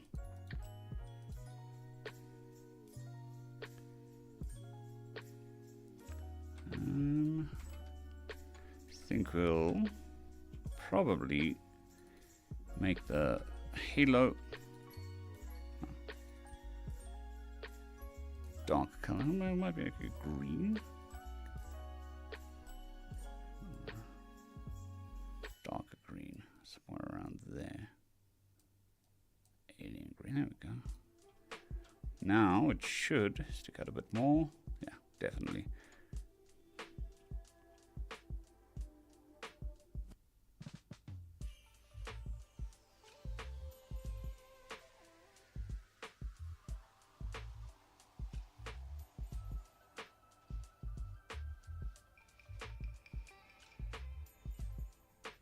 Well, my last phone was a rugged phone, so you could use it as a hammer if you really wanted to.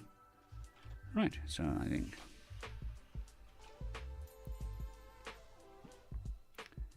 we shall export this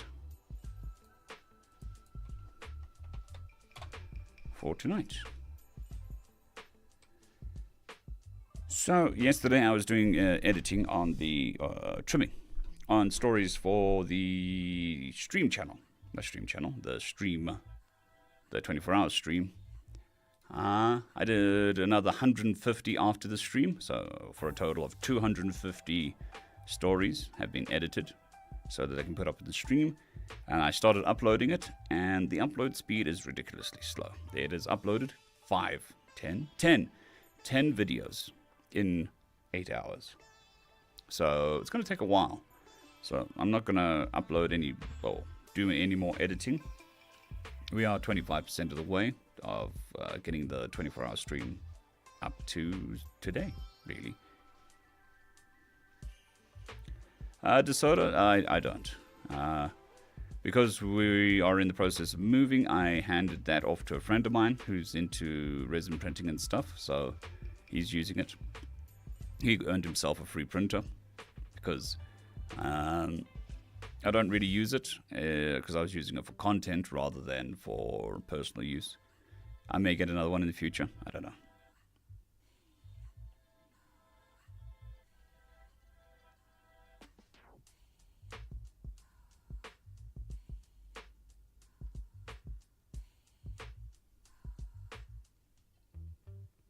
Yeah, so the upload speed is ridiculously slow. I don't know why. Could be my VPN. I doubt it's my VPN. Could just be the server. Because I run the 24-hour stream off a cloud server, so I have to upload it to the cloud.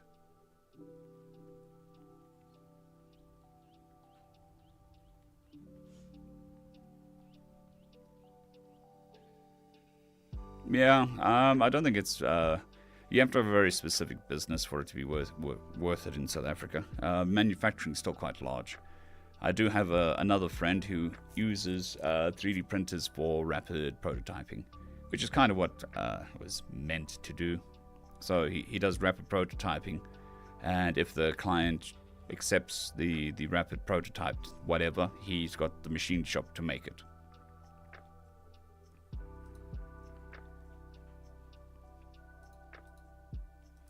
Right.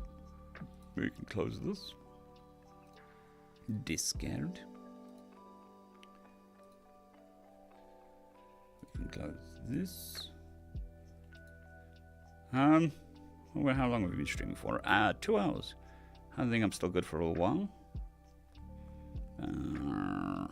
I think we should. A friend of mine put me on to another friend, not related to either of the two previous friends that I mentioned. He recommended a game to me. It's a creature team-based game that I was playing before stream, or I can play some Project Zomboid.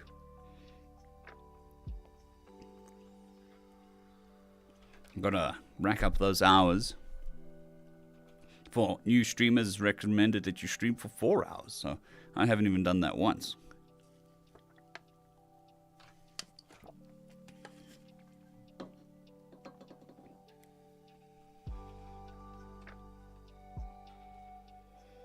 No, it's not forging, so you probably just slap it on a CNC machine.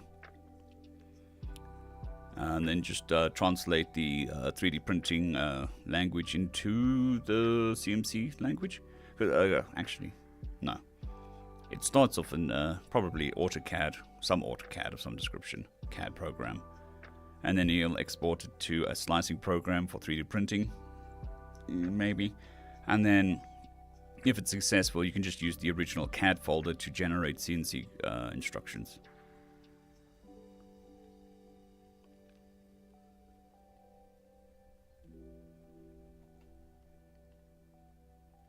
If it's something that was worked on for the CNC. If not, then I'd imagine they would... I have no idea what else they would do, or how they would do it.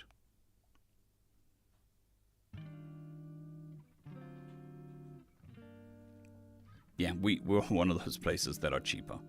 So, I mean, the cost of living in South Africa is a third, a fourth of some places in America. It is a quarter of England. So, I mean, it's relatively cheap cost of living, which is good.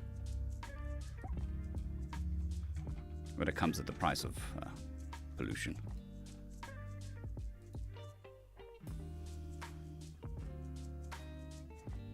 Yeah, I mean, South Africa's been a manufacturing heavy country for decades.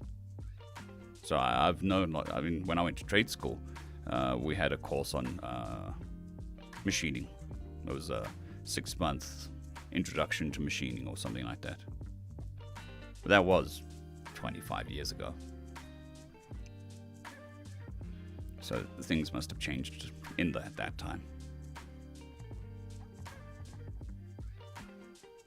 Yeah. Look, economics is not my thing. It's very complicated. Even economists don't understand economics. Let's move this to over here, since we're just talking. So yeah, economists don't even really understand economy, so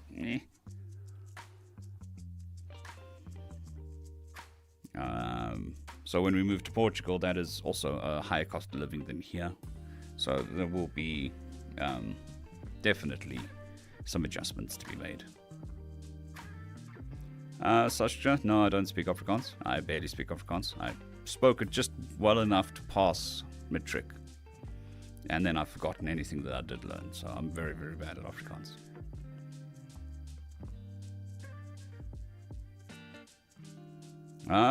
No comment, default flame. I mean, it also depends on which issue you're talking about.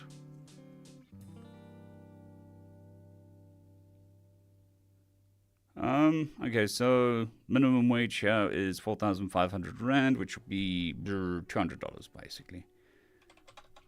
And that 4,500 Rand, you don't get taxed. It's about $225 a month on minimum wage. Average person spends 50% of their money on accommodation and 30% on travel. Or I think it's 40-40. And then 20% on food. So there's a big disparity there.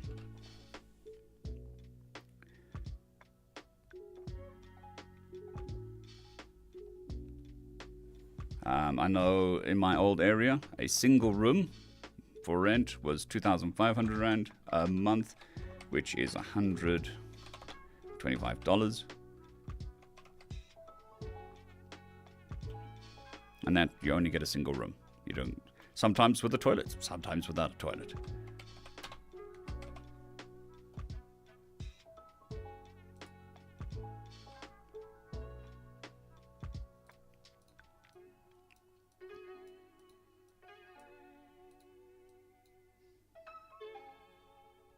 But what's that? $1,400, $1,400 equals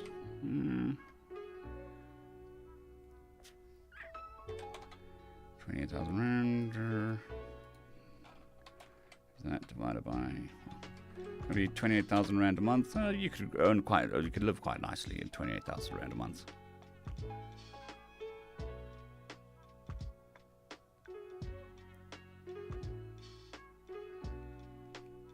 Anyways, games. Or something else. I don't mind. I don't really want to be a reaction channel, but whatever.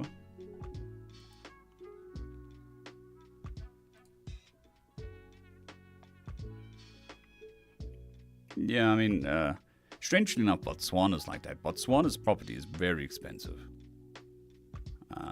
Like ridiculously expensive. More expensive than Johannesburg, which is quite ridiculous.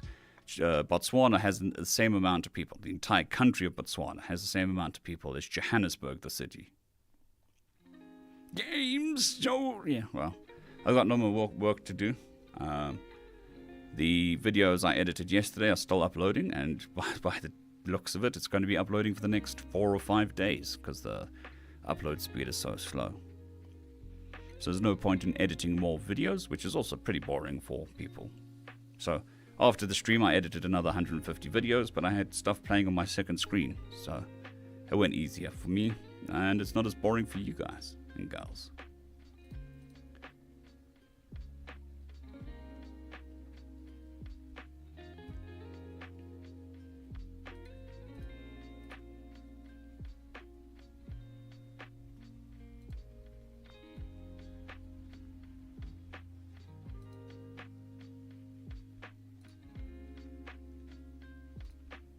So, let me open up Steam. So we've got the indie game that I was playing, which is Cyrilum Ultimate. We can play some not Factorio. Don't have that much time. Project Zomboid. Last Epoch.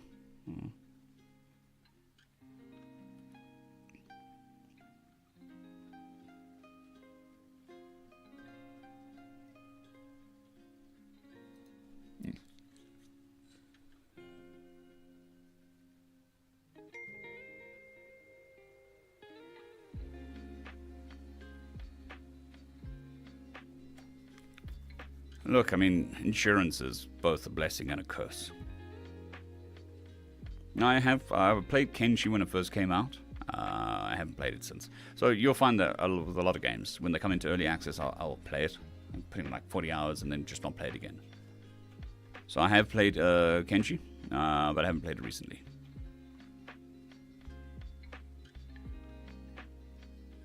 Ba-dum-tsh. Well, the English also have a big plus sign on their flag, and it's red for all the red tape that they have. Don't know why my moustache is so itchy today.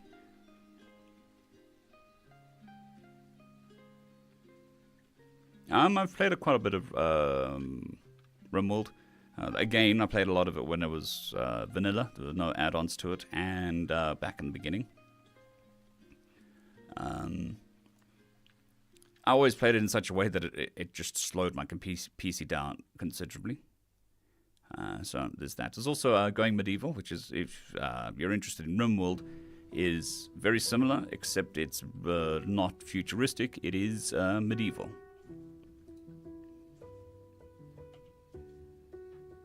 Astronauts. Let me see.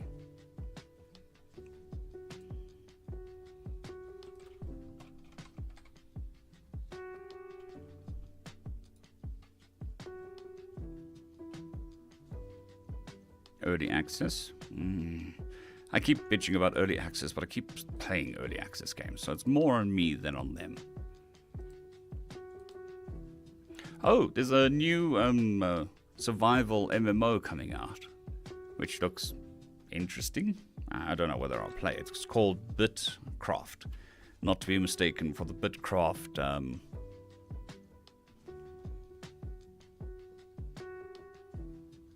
Gone. Word. Gone. Cryptocurrency. Looks quite interesting. I was actually watching Thor's stream, which is Pirate Software, and he was talking about it. So it's more of a PvEVE sort of thing, with a persistent world. And I can slap up, a referral code for you guys. Quit Opera.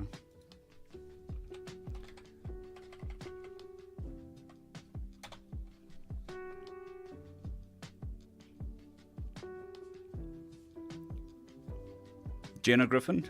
Yes. Once you get past the first week, it's pretty much easy. Easier. Your first helicopter event is basically the anvil, which forges you into a better player.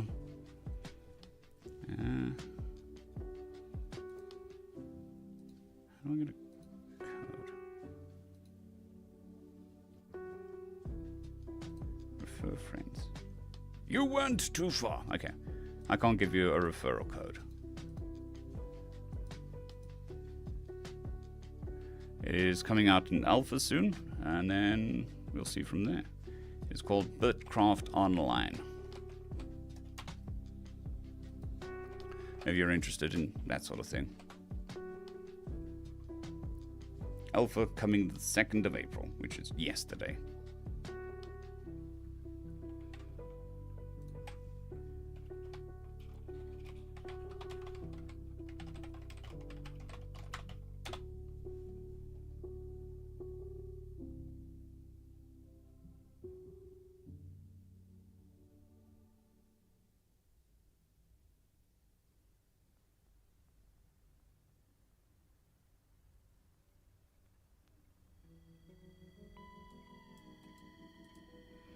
James, I'm streaming, so I've got a good upload speed.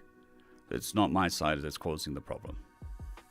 If I was having internet problems, I wouldn't be able to be streaming at this detail. So it's not on my side, it is on the server side. That's the problem. Forgotten Dungeon. There might be. I don't know. The author has... he stopped releasing for a good while, and now he's releasing infrequently. So I would want him to be on a more frequent schedule before I start it again. But I'm also, at this moment, have too many dungeon core stories. I'll preferably have a sci-fi story and a fantasy story. So one lit RPG core, dungeon core, and then some sci-fi story on the series channel. So to alternate and then cater for the two audiences. Oh, that reminds me. Did anybody see that Discord made a viewbot on YouTube and broke all the records on YouTube with it? They unintentionally made a viewbot for YouTube and broke all the YouTube records for it.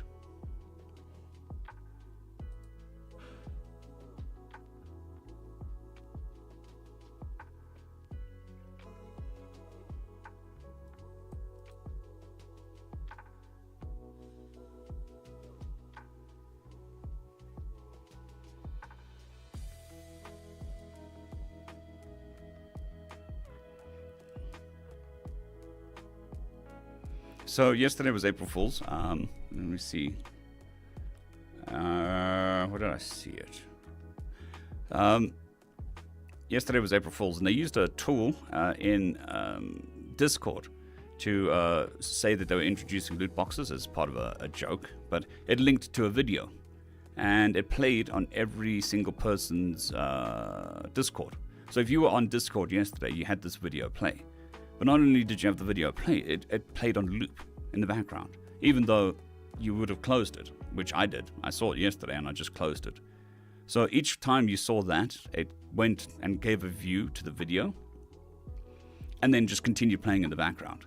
The video got something like 1.3 billion views in 2 days.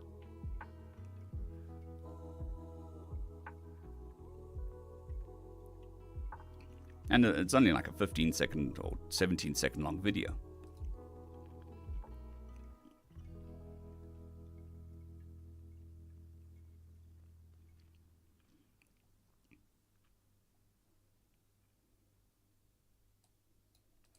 I mean, that could be a very interesting use of Mid-Journey Grandfall. Helps visualizing stuff. You can also use, there's a new one coming out which helps you with video. So you can see how things move and stuff.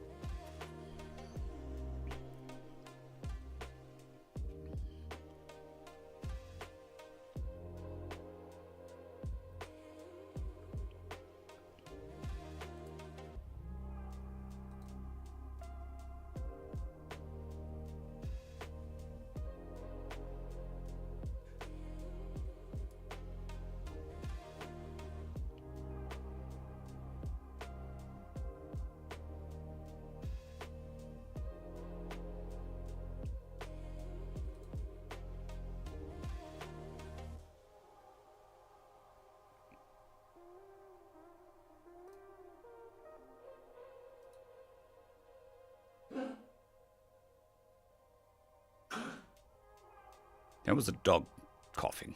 And it could have been a subwoofer on a car. I don't know. There's not a major road. It's just a road that people take as a shortcut. Some of the cars are ridiculously loud. And that's coming through all the sound... Dog was coughing like a smoker.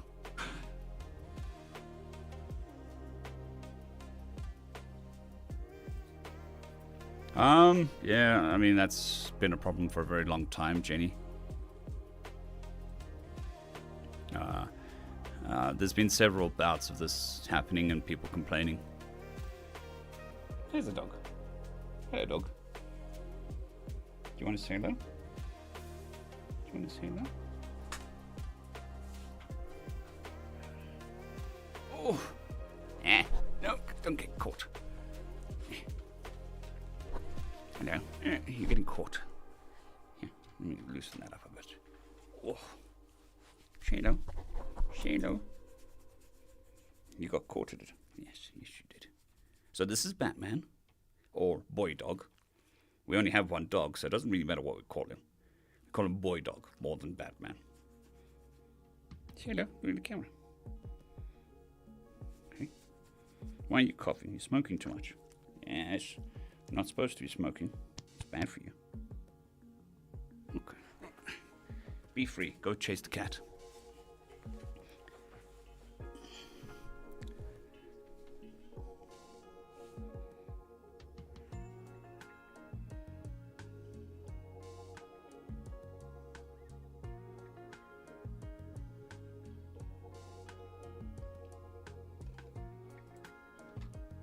Same as we've got a cat called Belial, but we never call him that because we have a female cat and a male cat.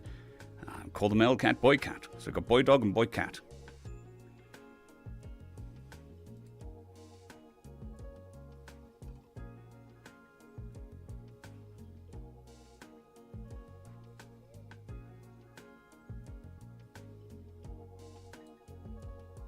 I'll look into that, Rudinsky. It's coming to time that I need to go contact some authors, get some permission. I'll do it once a month or once every 2 months, where I go and ask a new batch of authors for permission.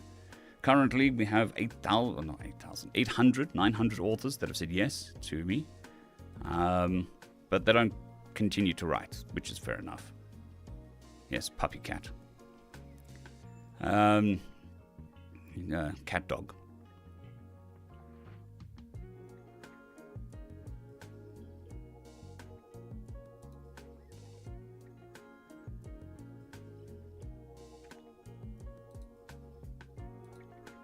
Yeah, so we'll be speaking to authors again soon. I haven't done it in the last couple of months because, well, you'd be sick in operations and stuff. And that's basically the way it goes. So, once a month I go and I look at the popular stories. Every story for the last little while that's got over like 200-300 upvotes, and then I talk to the authors.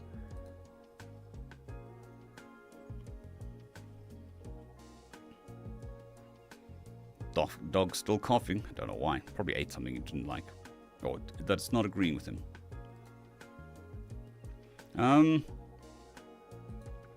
By narrator, do you mean like sci-fi narrator or just narrator in general? Zilbasta, 1990. The Nature of Predators series book 1 is finished. Book 2 has started, so I'm going to wait for it to get as close to finished as possible before I start. That way there won't be as many breaks in the story as there was with book 1. So that could take a couple months. But I do...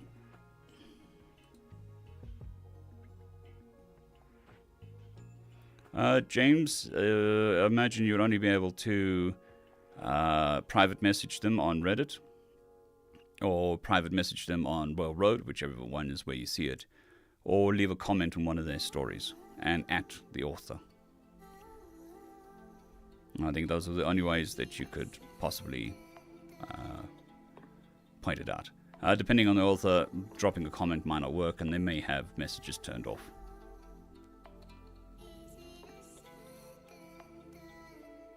Gina was 600 million. Not 6 million, 600 million.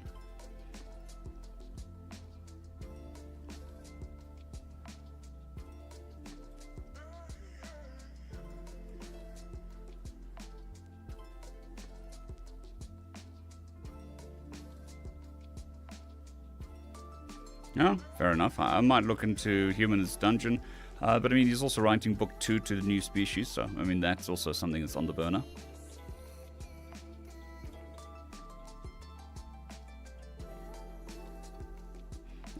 Yeah, I mean, stories that long do become quite difficult.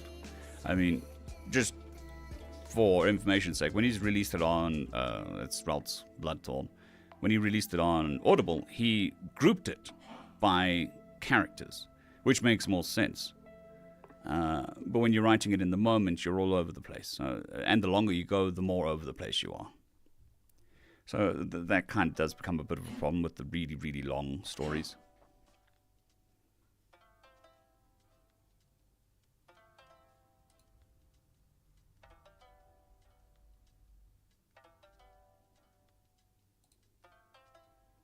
I did see he's got a second series started. Unfortunately, the series series don't get as much views as TFOS, so series will always take second fiddle to TFOS. So basically, TFOS subsidized the series. So I can only do at most 2 series at a time, because I don't like doing it. I do it in bingeable format, which seems to work with people. So I don't want to, like, say, Monday I do this specific story, and Tuesday I do this specific story. It would be like, we're doing this story now until we're caught up, and then we're doing the next story until we're caught up, so people can just binge it. Because people seem to like that. Or you guys seem to like that.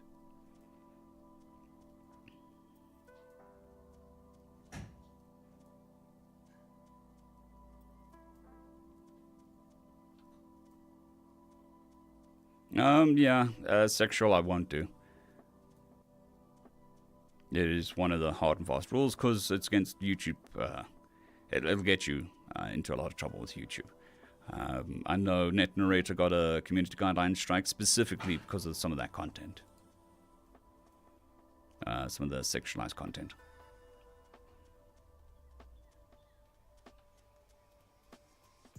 Well, it's just the principle of how people consume it. So you watch a short story today, and you'll watch a short story tomorrow, expecting them to be completely different things. You might not enjoy today's story, but you might enjoy tomorrow's story. So you're still going to watch the short story tomorrow. With the series, if you don't enjoy it in chapter 1, you're not going to continue watching it. So that's the way it is. And every single chapter, there's less and less people that are invested in it. So there's less and less people consistently watching or reading it. So there's a fall off between each chapter until it reaches an equalization. And then that's like the core fan base for that. But that core fan base is quite small compared to the starting fan base, and it's also quite small compared to the one-shots. However, if you're an author and you want to earn money, series is a better way of earning money than one-shots. One-shots get people interested in your work, whereas series gets people invested in your work and willing to give you some money.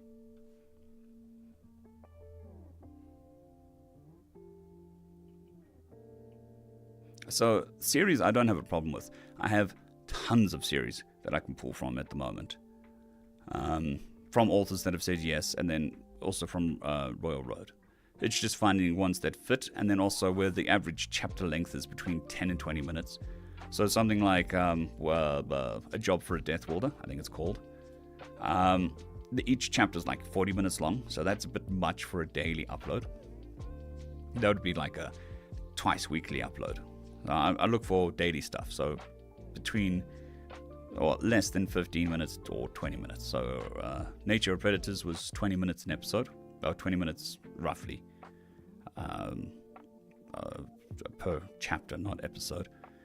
So that fell within it. But then something like Survivor Meets Dungeon started off with 8 minutes, and now it's 15 minutes per episode.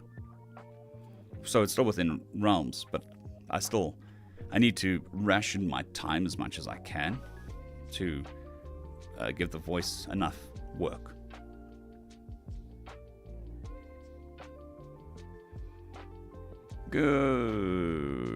Goodbye, Zabatsu. Thank you for popping in. I'm glad the content helps.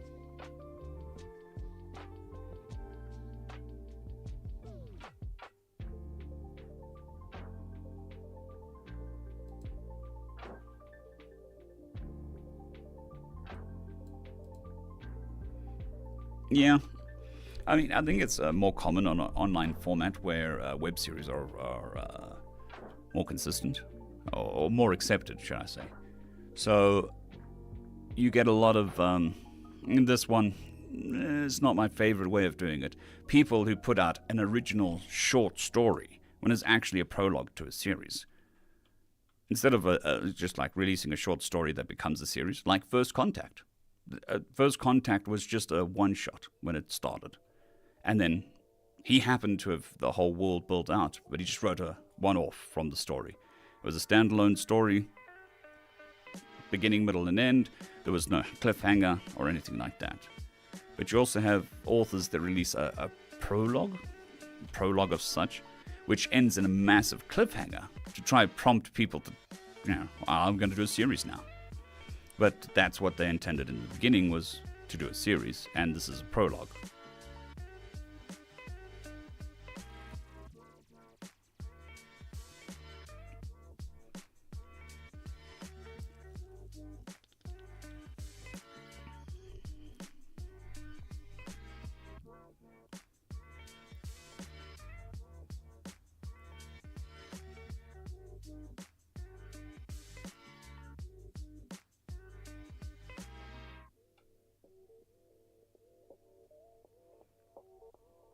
Look, A Job for a Death Wielder is quite a long series, but I mean, each chapter is also quite long. I like trying to keep things consistent.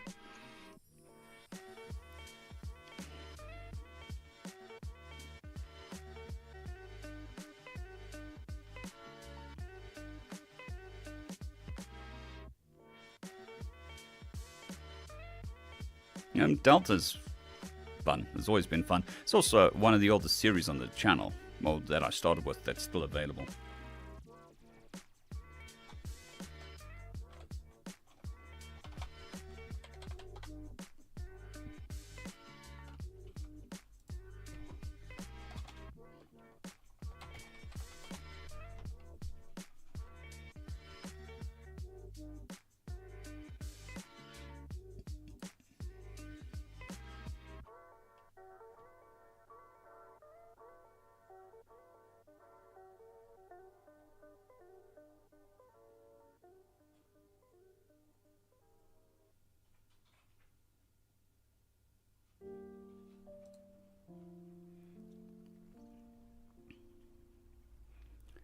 according to Wikipedia, the 1632 book verse thing, what do they call it? Yeah, Ring of Fire, or the 1632 verse has over 90 books. That is a 9 and a 0 books.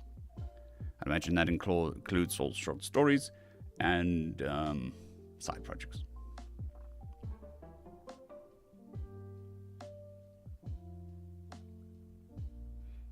As for novels, what do we got? Main thread. There are 1, 2, 3, 4, 5, 6, 7 novels in the main thread.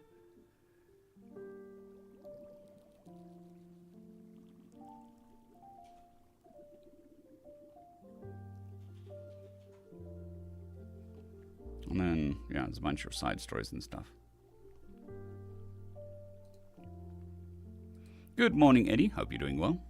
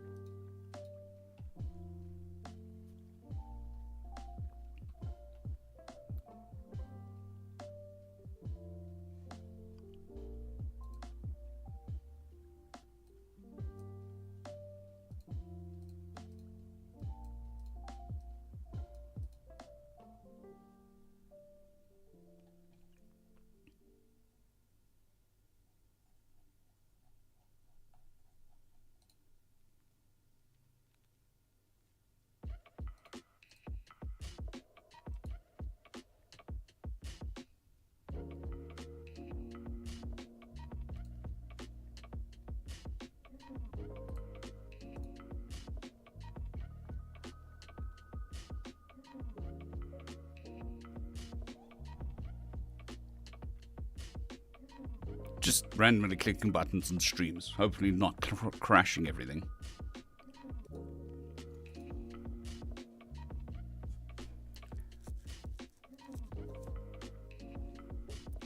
Default flame? No, it doesn't.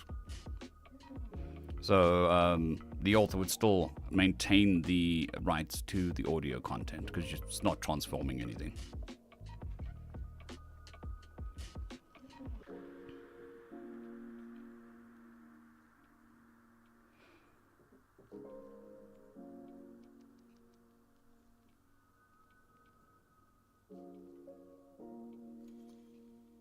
Thank you for the kind words, Jenna.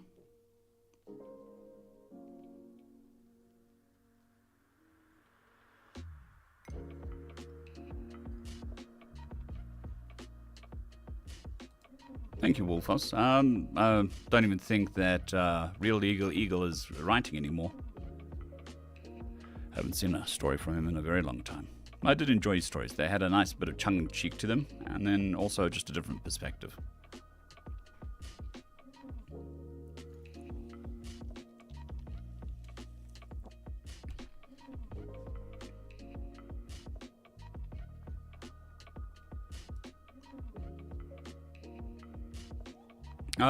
Yeah, I suppose it does. It's still... what did I do? I did something. No. It's pushing the voice, so it's still considered voice work, because it's still the same vocal cords that are getting work. So I think it does add to stamina overall.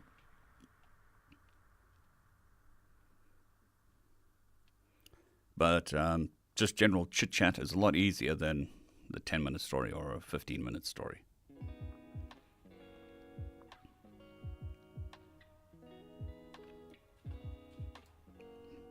Talking in your natural voice is the most efficient way for your body because that's the way it's learned.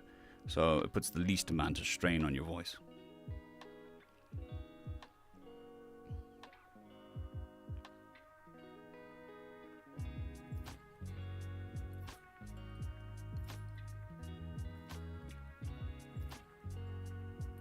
Fair enough, Wolfos. 5 o'clock in the morning definitely deserves a monster and a coffee.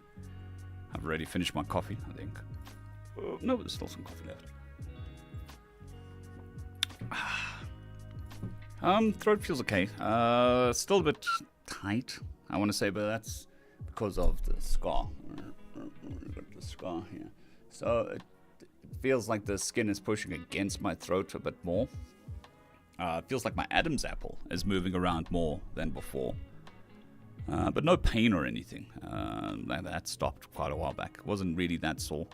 The most painful was just the day of the operation, or day after the operation, which was just sore in general, swallowing, breathing, talking, all of that stuff.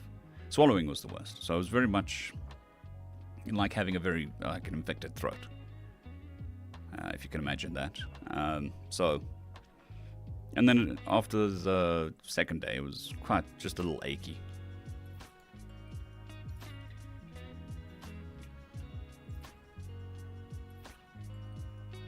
Thank you, Jenna. Much appreciated, and I hope you sleep well. Dream the dreams of the dreaming. Good morning, Buggy Boos. I hope you're doing well this fantastic Wednesday afternoon,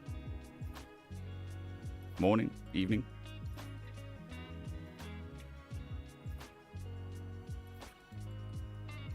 Fair enough. Monster does need to sleep. Although Monster's probably sleeping in his bed in the back there. The white monster. This is a different type of monster.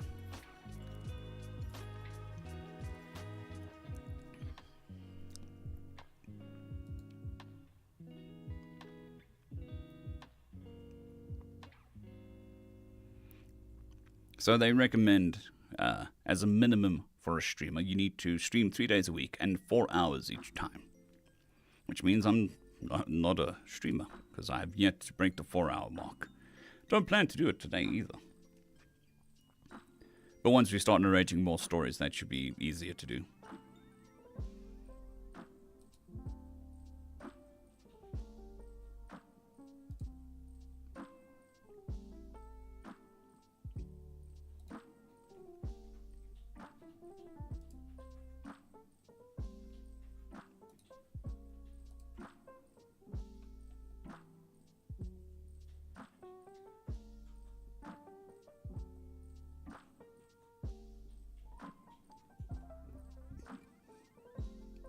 Excuse me.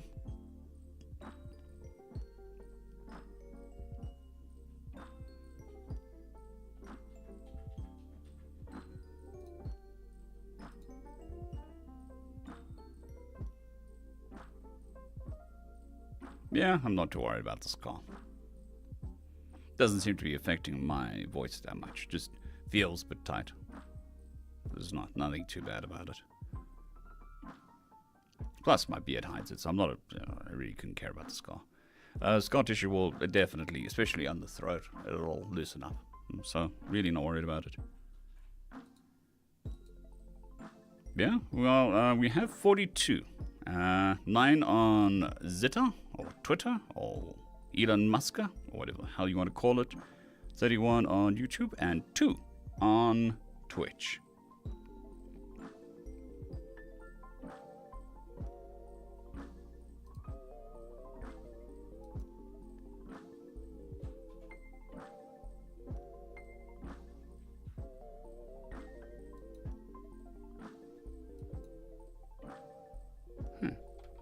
So if I do 50. Oh, okay, so that's what that's for. Sorry, I haven't really used the Twitch AI, so I'm just fiddling with it while we chat. I suppose I should need to change this to just chatting. No. Edit stream.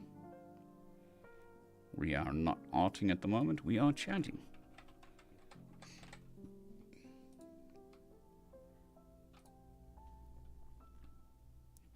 Wouldn't want to break the TOS. There might be. Let's have a look-see. Sometimes the numbers don't update properly.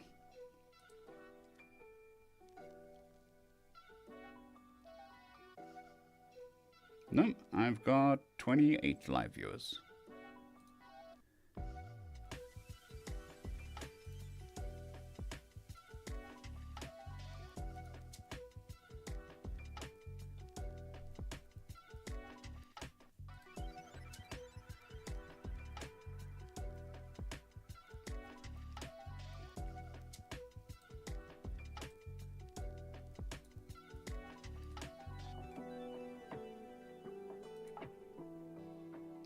I mean, we peaked at, what was that? That looks like 44, and we're down to about 30 at the moment.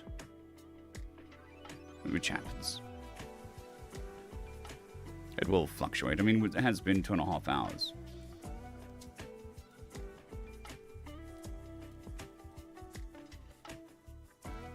So these things happen.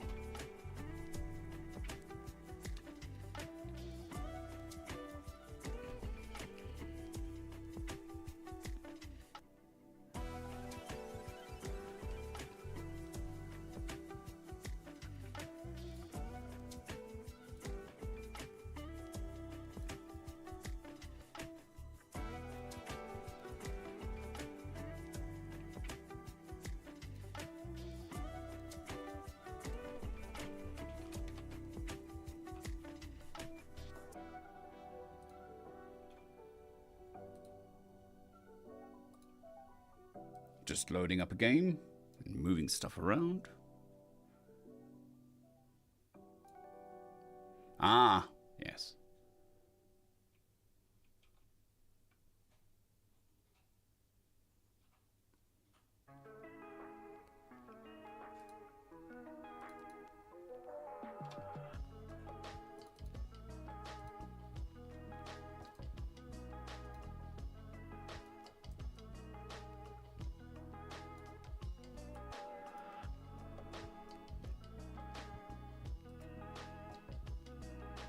Right, so if you haven't played this before, this is a zombie survival game that's not registering on the screen.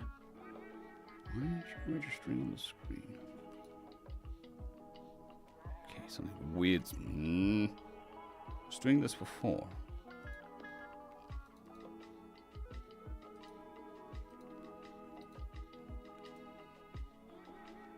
There we go.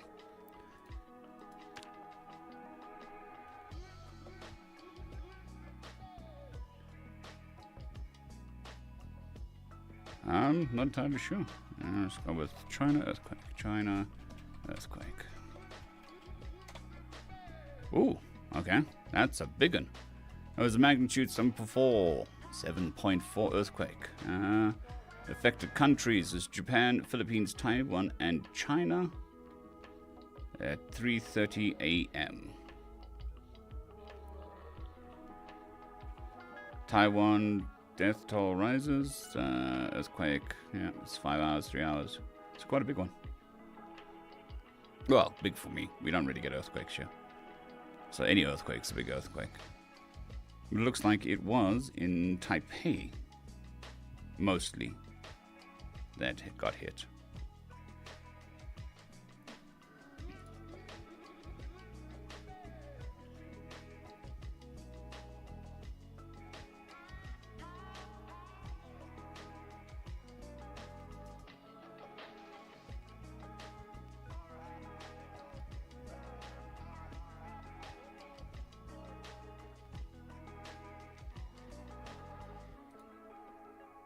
Yeah, I mean, 7.2 is quite large.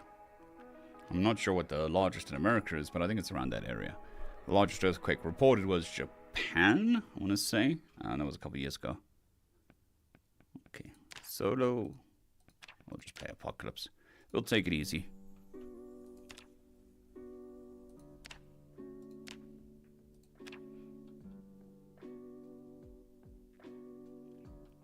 Yeah, I mean, especially if it's a quake where... Really? Okay, we're not going to be playing this because it's not updating on the screen. Automatic. Okay, we had this problem the last time. Yeah. So you can see my mouse cursor moving, but you're not seeing the screen update.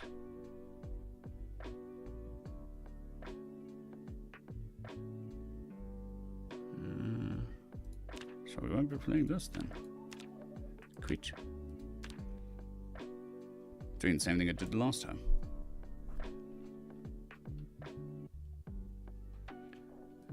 Let's go with largest earthquake ever.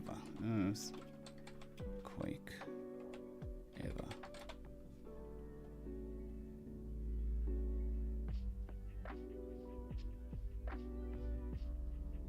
Okay, so this, and then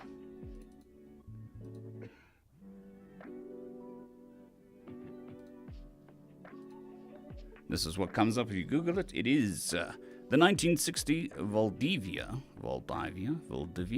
earthquake and tsunami, Spanish terremoto da Volvia, the Great Chilean earthquake. So Chile was a 9.4 to 9.6. That's a big one.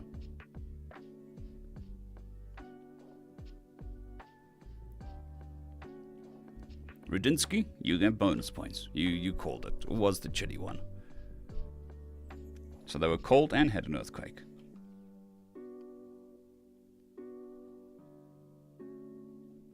Wolfhouse, I have played RimWorld, but I also am not a really big fan of stories in my games. I mean, they can have a story as long as I can just play the game.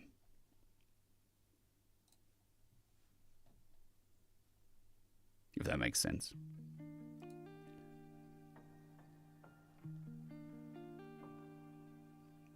And I haven't played RimWorld in a very long time, so maybe I will. But I'd have to download it.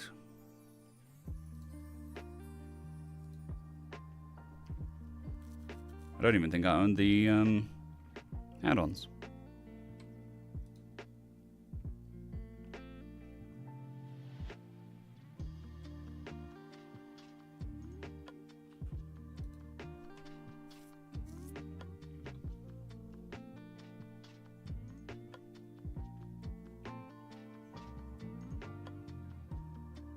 Yeah, I mean, it's insane.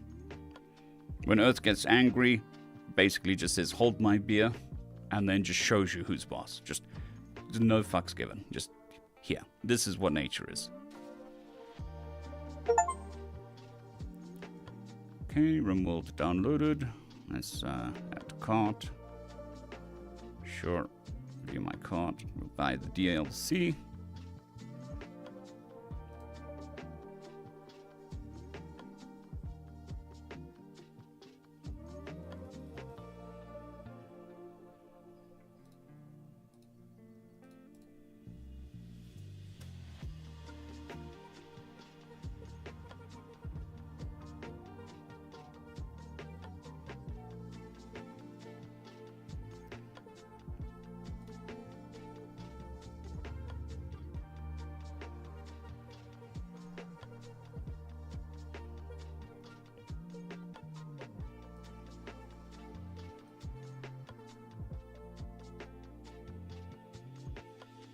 Yeah, I remember that one. That was quite bad. There was even a movie about it.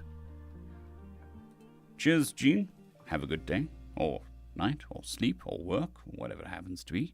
Hope you have a fantastic one. We'll see you when we see you.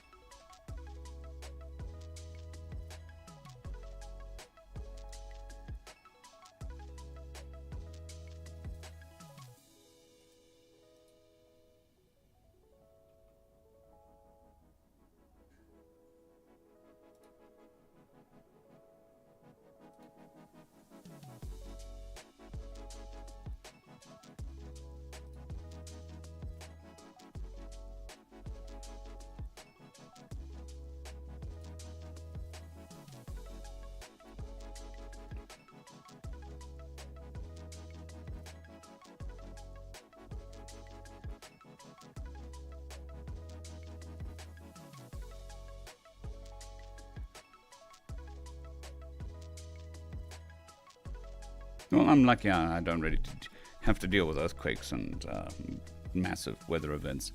All we have here is massive hailstorms and flash floods. Now, although I have been through an earthquake, it wasn't a big earthquake. It was, I think it was like a 4 or 4.5. And it wasn't really close to us, so it wasn't too bad.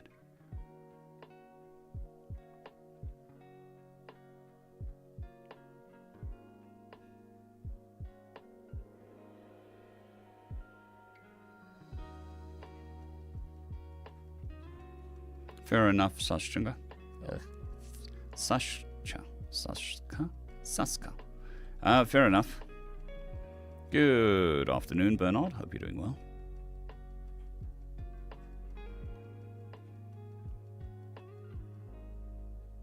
And that's quite rough, James.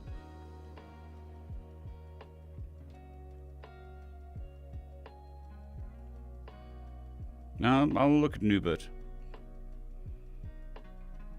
Like I said, I've put in a couple hours, but that was many years ago. So, on my current account, I've put in 50 hours, and I'm sure I put in a lot more than that in the first time I did it on my other account that I don't remember the login details of.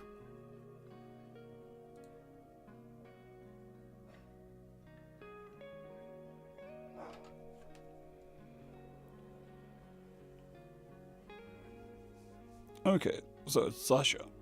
Fair enough. Sorry for the yawn. It's always difficult to immediately identify how to pronounce a name, because you don't know where it comes from. And even it could originate in Germany, but could be pronounced differently in a different country.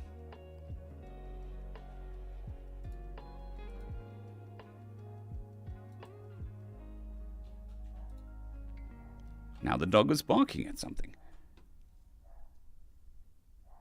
which is good.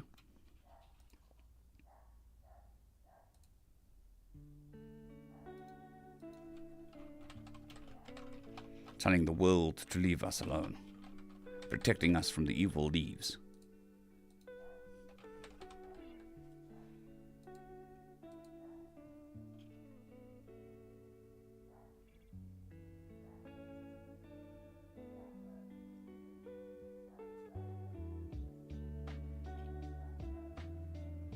Yeah, I mean, they can always feel like that.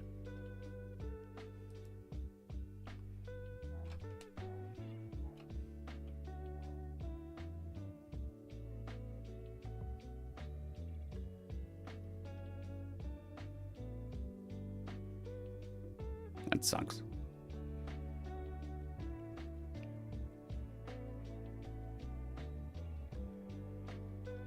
What other world news is there? World news. Anything interesting? Taiwan earthquake. 9 dead, 800 injured. So that's the earthquake we've been talking about.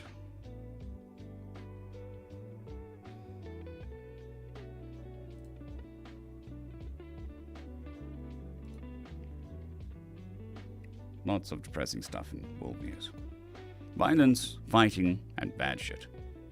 That's why I don't generally watch the news. Yes, attack mode engaged, definitely. Nobody's told him yet that he's a small dog, because he thinks he's a large dog.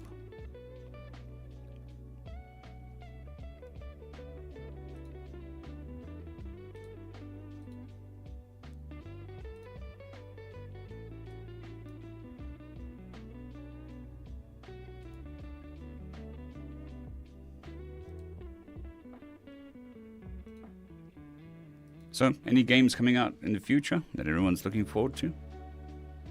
Or any media, stories, or movies? Now, don't keep my finger on the pop culture entertainment as well as I used to. Yes, it's definitely a small dog thing. It's a big dog born into a small dog's body.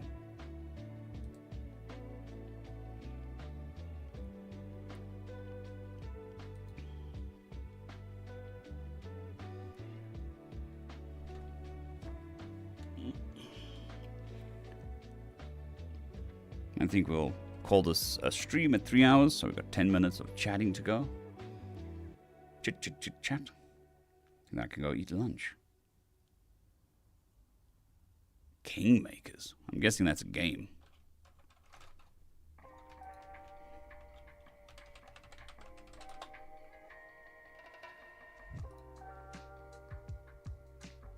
Good morning, Adam. I hope you're doing well on this day. May it be shiny and pleasant, or not. I'm not really sure what the weather is.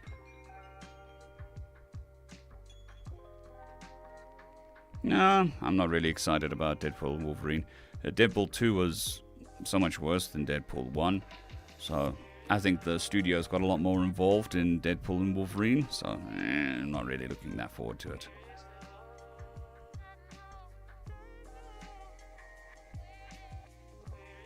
Yeah, I mean, it looked quite rough, but I mean, time will tell. It's also a thing.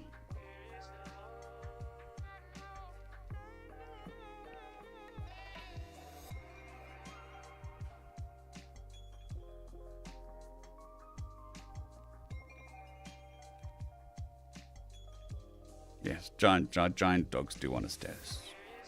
Kingmakers, let's see. Go back in time to a war-torn medieval era with a vast arsenal of modern weapons, change the course of history, and save the future in this epic action/strategy sandbox. Build your kingdom, grab a gun, and lead an army of thousands into massive real-time simulated battles. What I do like is the video is of a guy mowing down medieval knights in a pickup truck.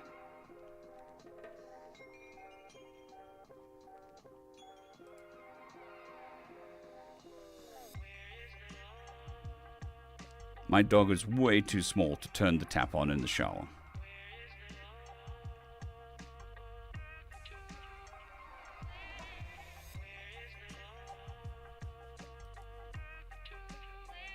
Yeah.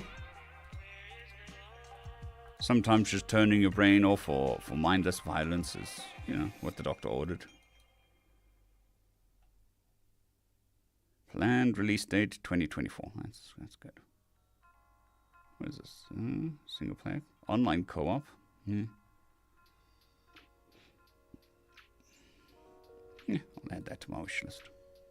Nope. Wrong button.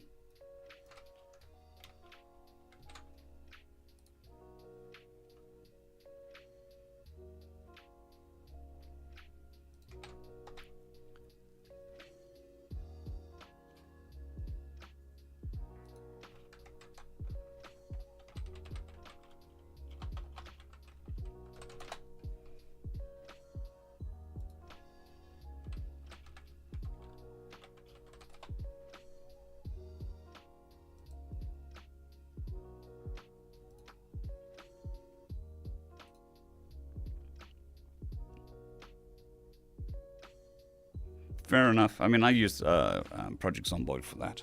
I think Project Zomboid for me is just one of those games where you just go back to, just turn the mind off and do stuff.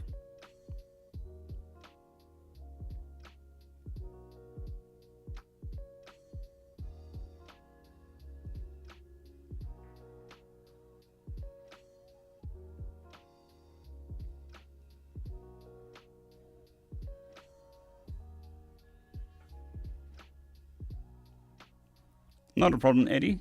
Good news, though. There should be new stories on the 24-hour stream whenever they get uploaded. There's 250 stories on the way. Just waiting for them to get uploaded. Then they'll be added into the rotation. So, that's good. Cheers, as well.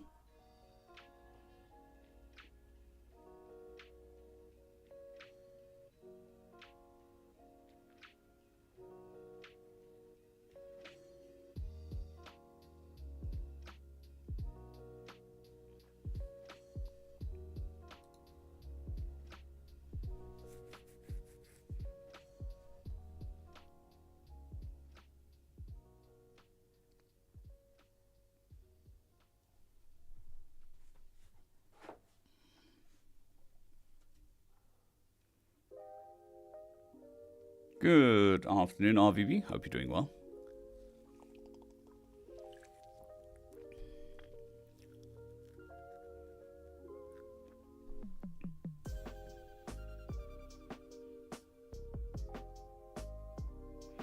fair enough, AJ, but I think Project Zomboid also works.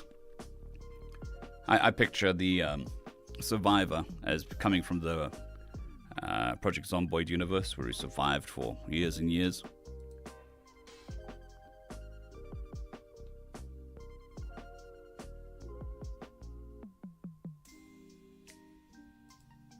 No, I'm glad you enjoyed it, Asada. It's been a nice stream. Nice chillax stream.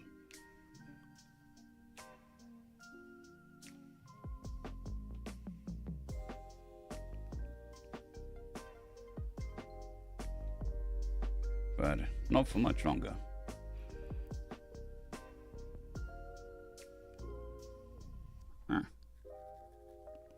So today is what, Wednesday?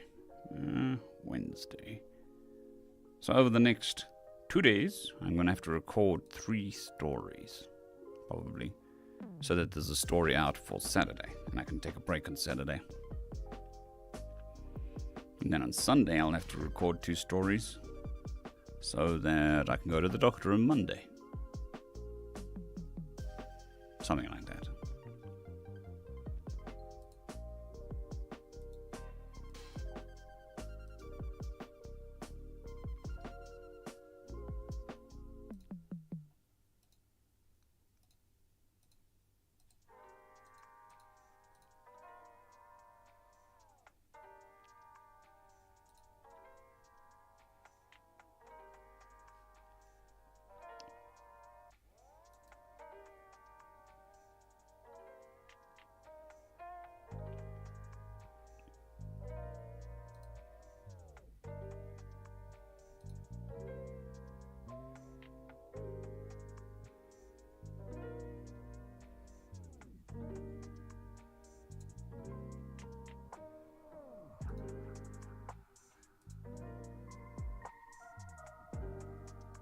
And I think that's probably going to be it for the day.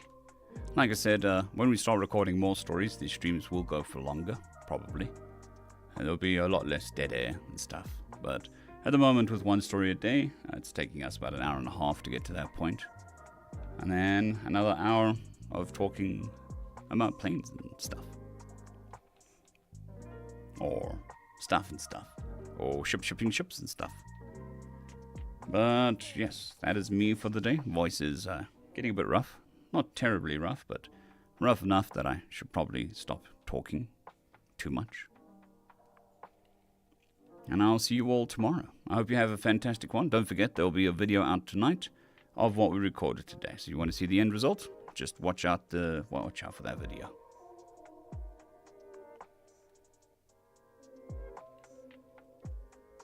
I'm glad you're enjoying it, Adam.